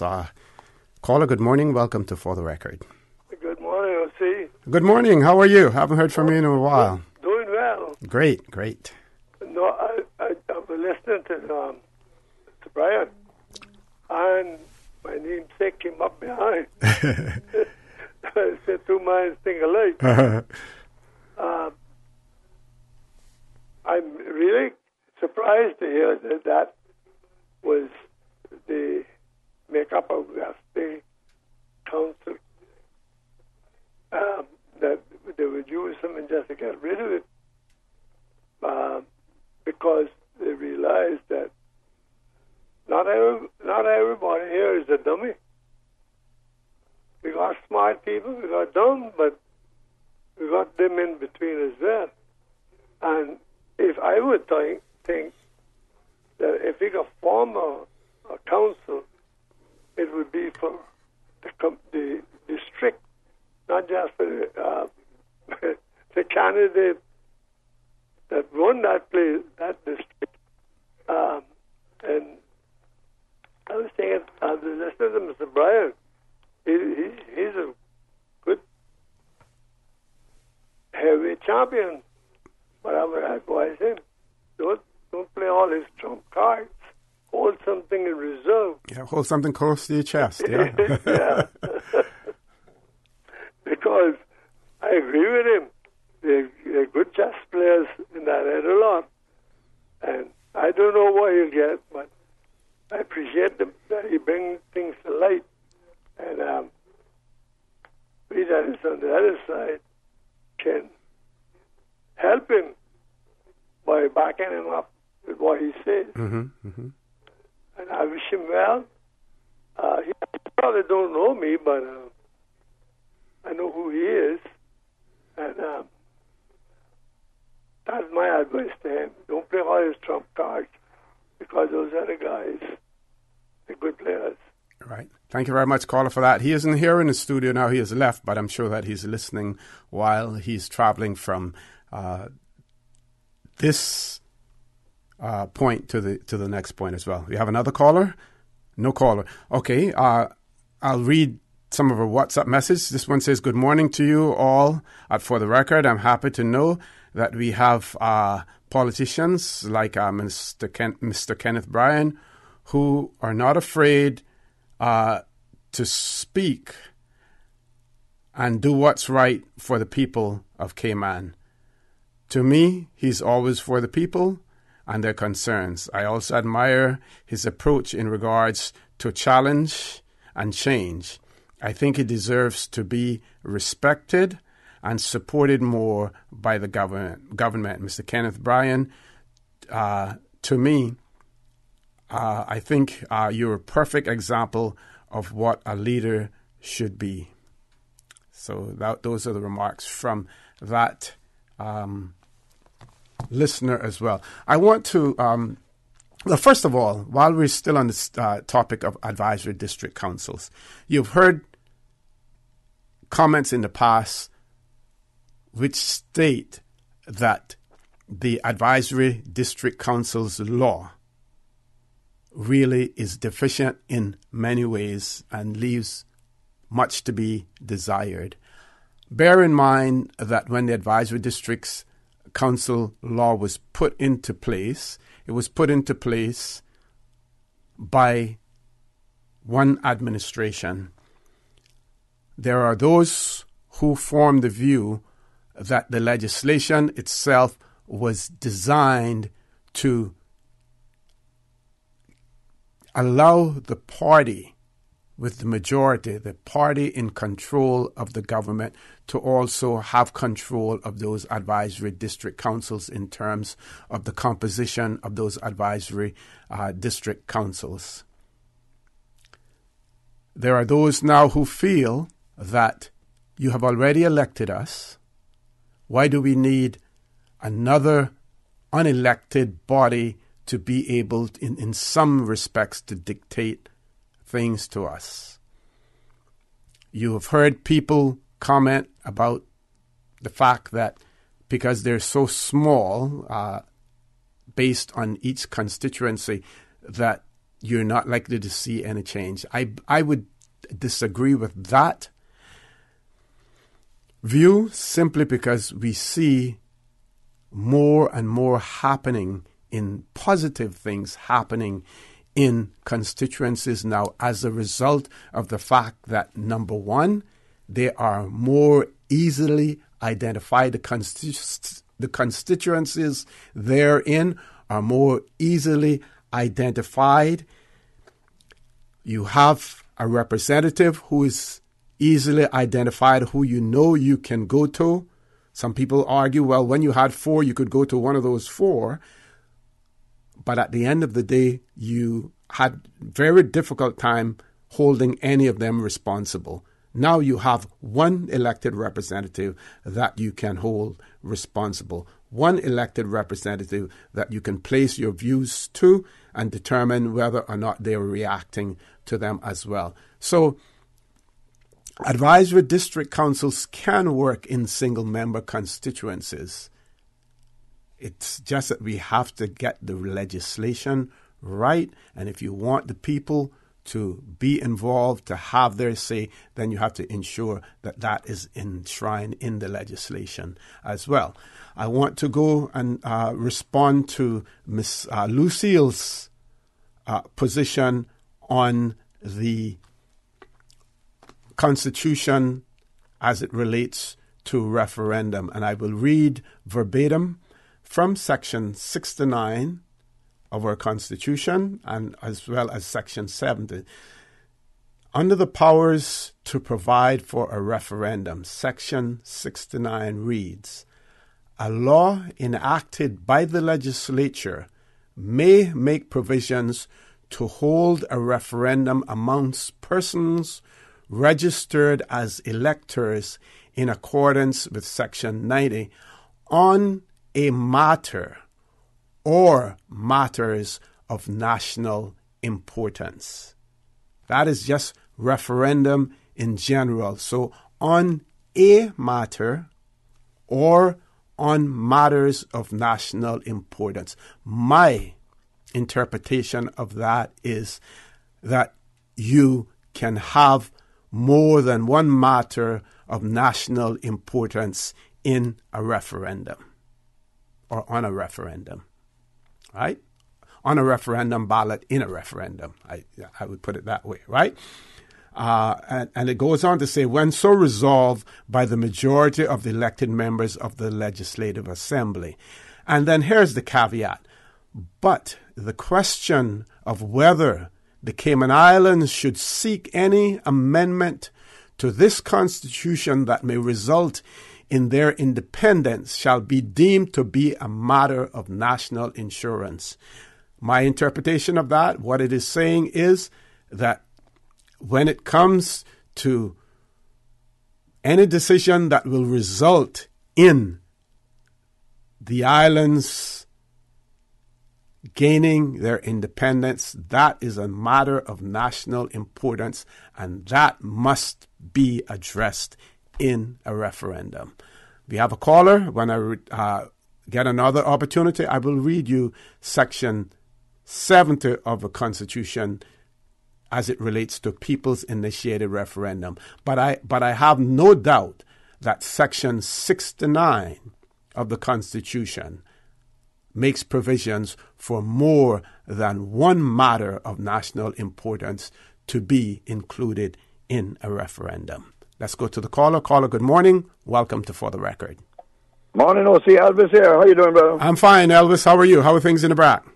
Oh, things in the BRAC is fine. We still hanging on. We got a serious disorder here with it.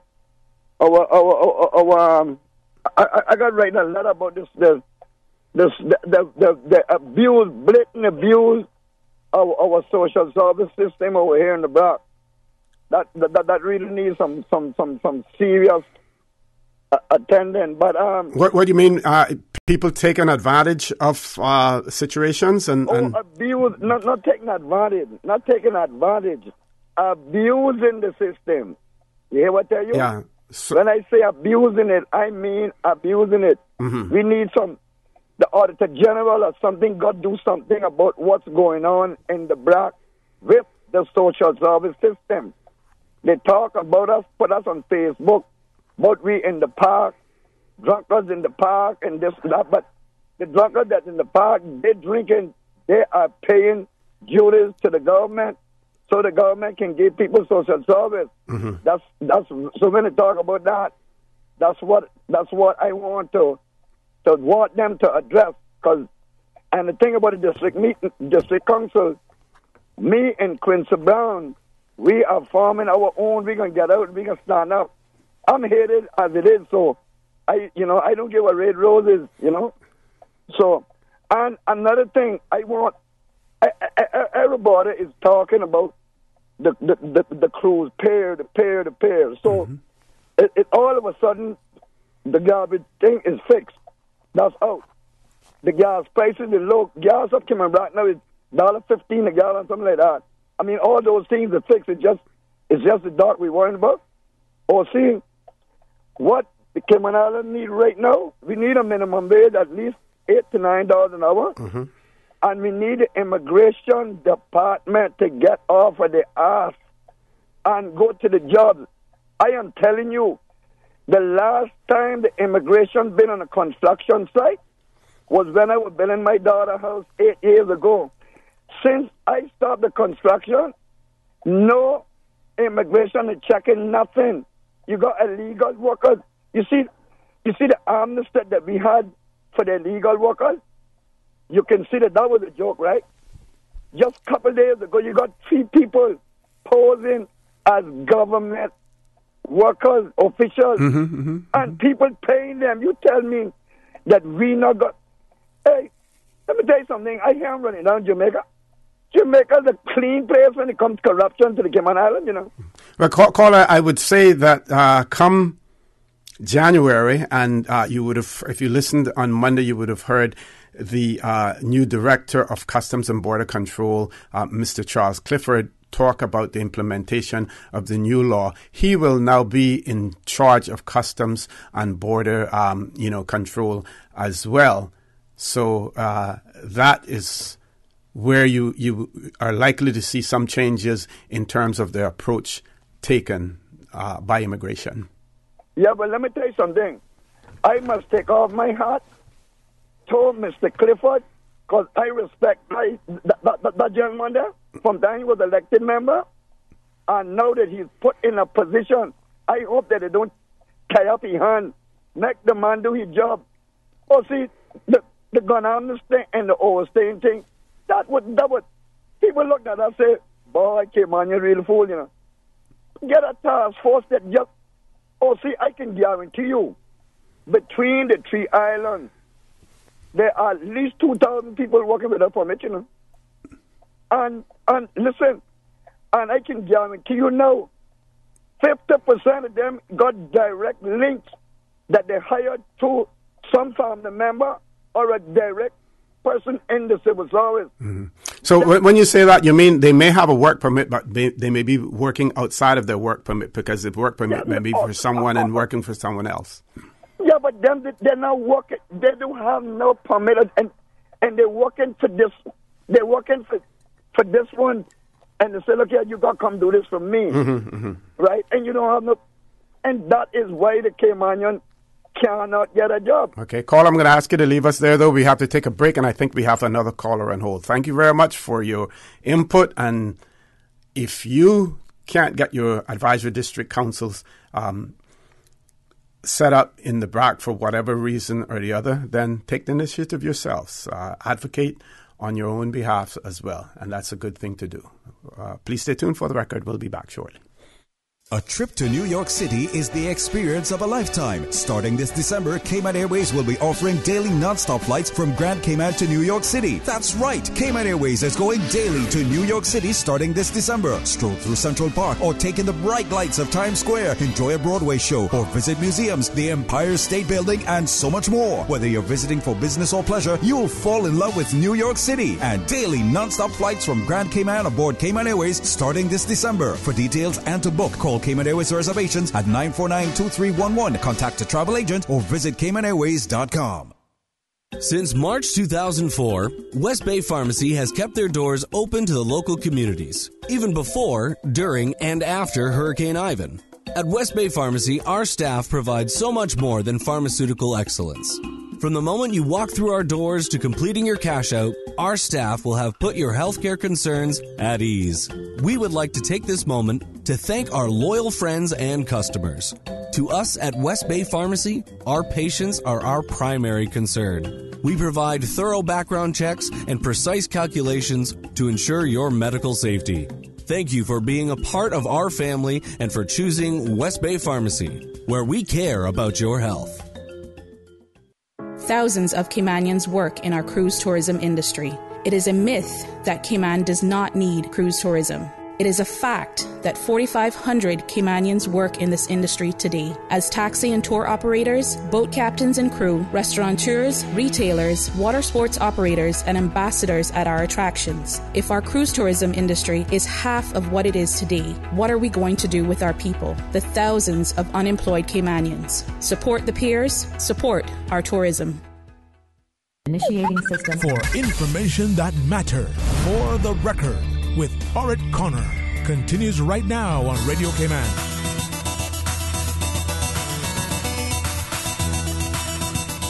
Good morning and welcome back to For the Record. We have about 12 more minutes before the show will end today. One of our listeners has written in and said, "Good morning, Mr.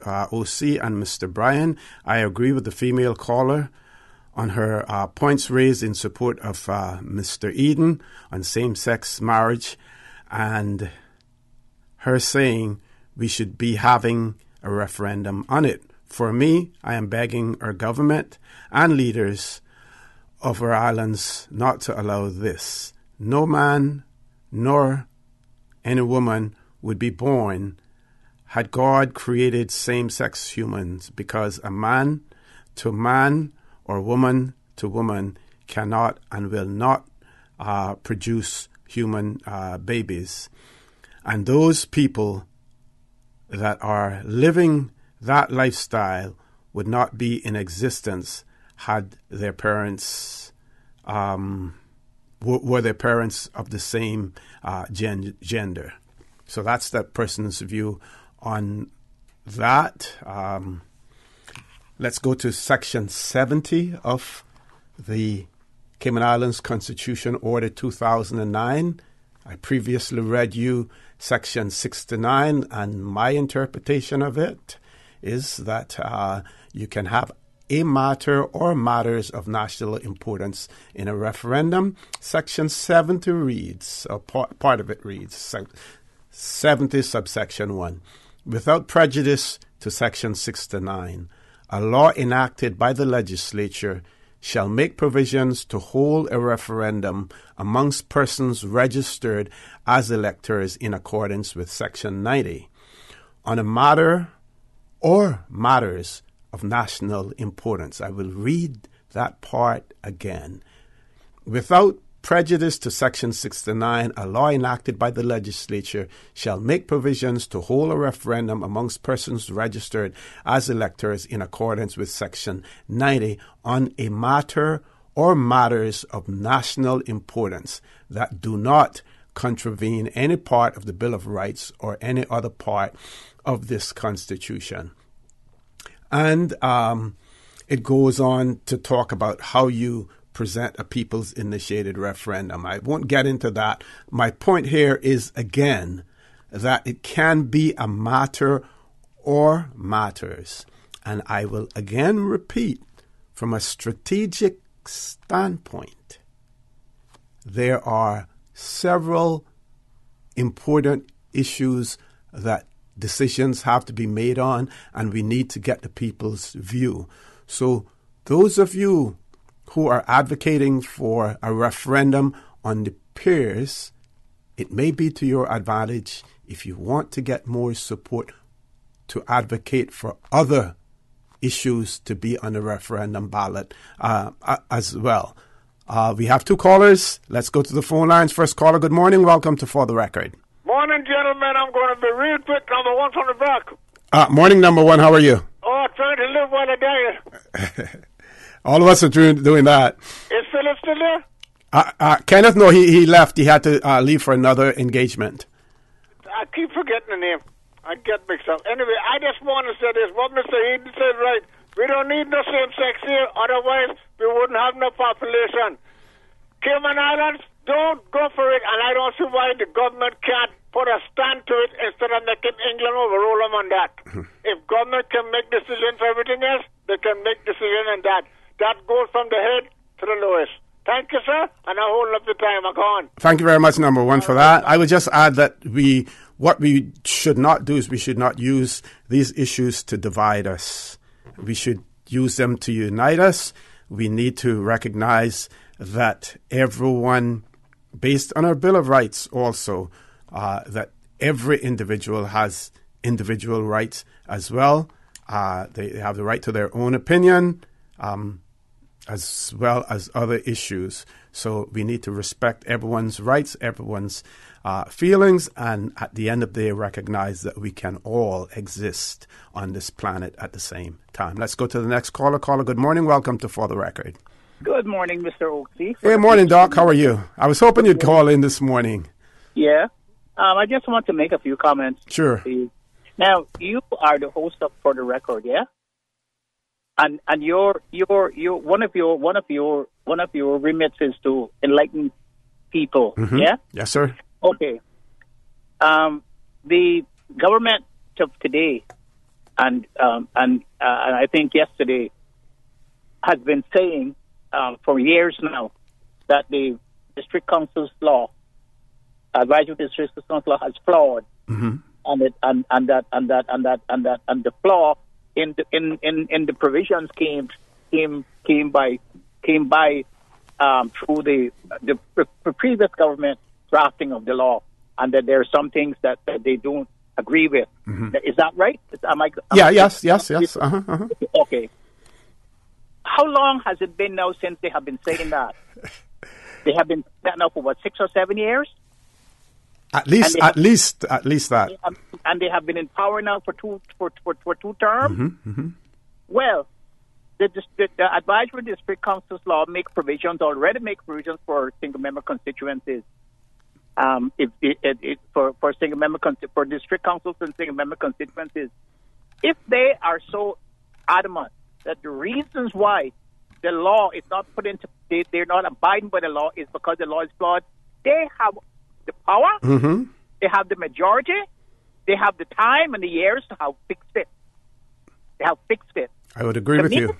To me, yeah, and to me, what you should be doing as the host is to be advocating for them to do that. I have in the past, and I will continue. Pardon me? I say I have in the past, and I will continue.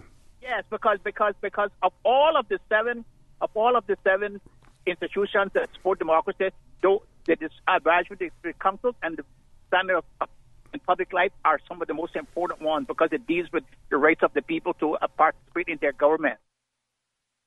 And so it seems to me that the hypocrisy on the one hand and the reality on the one hand is so far away that I do not even have any respect for some of those politicians now who sit around and all they do is talk all day but don't do anything at all to uphold the Constitution.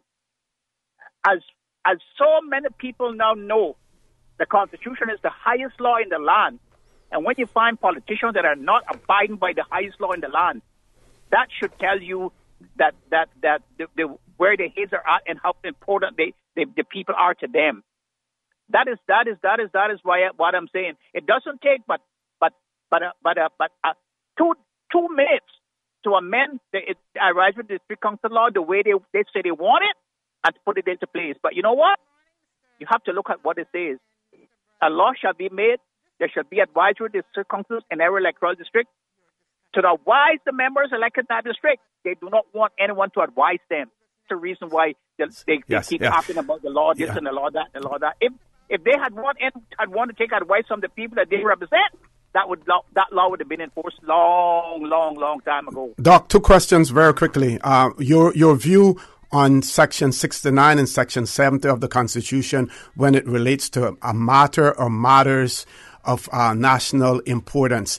My position, my view is that you can have more than one question or one proposition on a referendum ballot.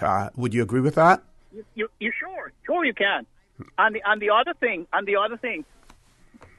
I want to ask you. I agree with you completely on that. And the other thing I want to ask you: should there be a standard referendum law that you don't have to go and right and post a new law every time you have a referendum, or should there be a referendum law?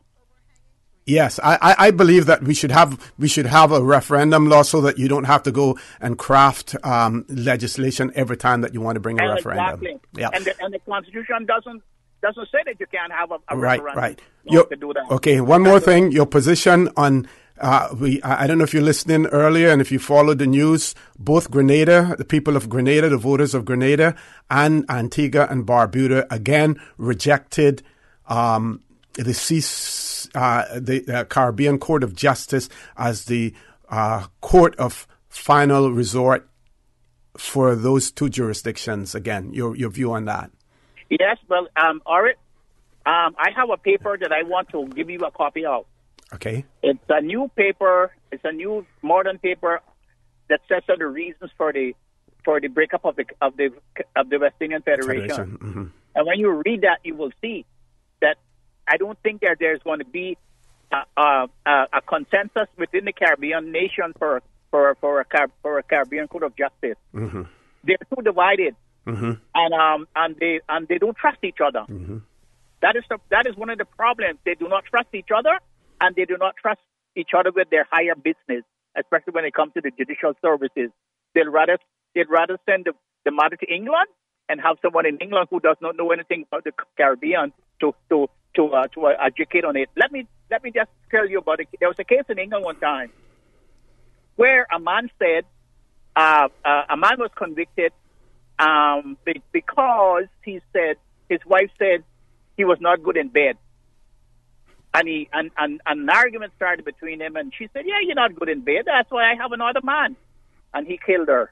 Mm. And he said he said those words were provocative words, and that he had a defense of provocation. And the Privy Council said that those words would the reasonable man would not allow those words to provoke him to such an extent that he would commit the offense. Mm-hmm. And when I was at law school and I was studying law with a lot of the Caribbean countries, they would say, well, the Englishman does not understand that you don't that's the last thing you would say to a West Indian man. Mm-hmm, mm-hmm. You see? Yep. And so the CCJ will never have a hold in the Caribbean as the highest court of the Caribbean, as long as the countries are separated and divided, and the Caribbean nations do not trust each other. Thank you very much, Doc, for that. You have a great day, and we will talk. We have one more voice note that we want to play, and then we will close the show off. Ms. Susan? Good morning, Mr. Connor and Mr. Bryan. This message is not anything to do with your discussions this morning, but I thought that it was necessary that you air this for me. It's about Cumber Avenue and Gun Square. Today is the Heritage Day for Bodden Town, and the areas where people drive through is Cumber and Gun Square. The roadsides are deplorable. They're always unkept by NRA, and they are in a terrible state this morning. I would like if they could send someone out to clean up these roads before the opening of the Heritage Day activities, which is supposed to take place somewhere around 11:30 this morning. It is terrible the way that the roads are left because they have overhanging trees and the leaves drop there, rot there. Then it's got a lot of overgrown bush and it needs tidying up right away. Thank you very much. Okay, I want to thank that caller for that, and I'm glad that she went on to describe the terrible conditions, what they are in terms of the overhanging of trees and things of that nature. I'm sure that there are some things that the NRA would be required to do, but I am equally certain that there are certain initiatives that the people in the community themselves can undertake as well. And I have no doubt that they're undertaking those, and the issues that they need to be addressed are those that are beyond their capabilities to be able to handle as well. Folks, I want to thank you for allowing Radio Cayman, and by extension For the Record, into your homes, into your vehicles as you traverse the busy roads of the Cayman Islands, into your places of work, whether it be an office cubicle or if you're working in the outdoors. I also want to thank MLA Mr. Kenneth Bryan for making himself available again this morning on For the Record as well. I also want to remind you that we are our brothers and our sisters' keepers. There is always someone out there who's less fortunate than we are, and I ask you to extend a helping hand to them. If you can't do that, then I suggest you donate to a worthy charity, because we always want to consider those who need, not necessarily those who want or even those who crave. Say to you, have a great day. Continue to support your radio station, Radio Cayman. Join Talk today at 12:15. I believe Mr. Gilbert McLean may be guest hosting again today for Sterling. Dwayne Ebanks. Have a great day, and as usual, we ask the good Lord to bless these three beautiful, wonderful Cayman Islands. For the Record is brought to you by Fidelity Bank. For all your banking and pension needs, call or visit a Fidelity branch today. Vamped Motors, the only authorized Ford and Toyota dealerships serving the Cayman Islands. And Cayman Pharmacy Group, with locations in West Base and professional pharmacy at CTMH Doctors Hospital. The Cayman Pharmacy Group has a location for you just around the corner. And Seaboard Marine. With over 35 shipping ports, find your shipping solution by calling Seaboard Marine at 949-4977. Shaken yet standing firm. I was not built to break. This is Radio Cayman in the Cayman Islands.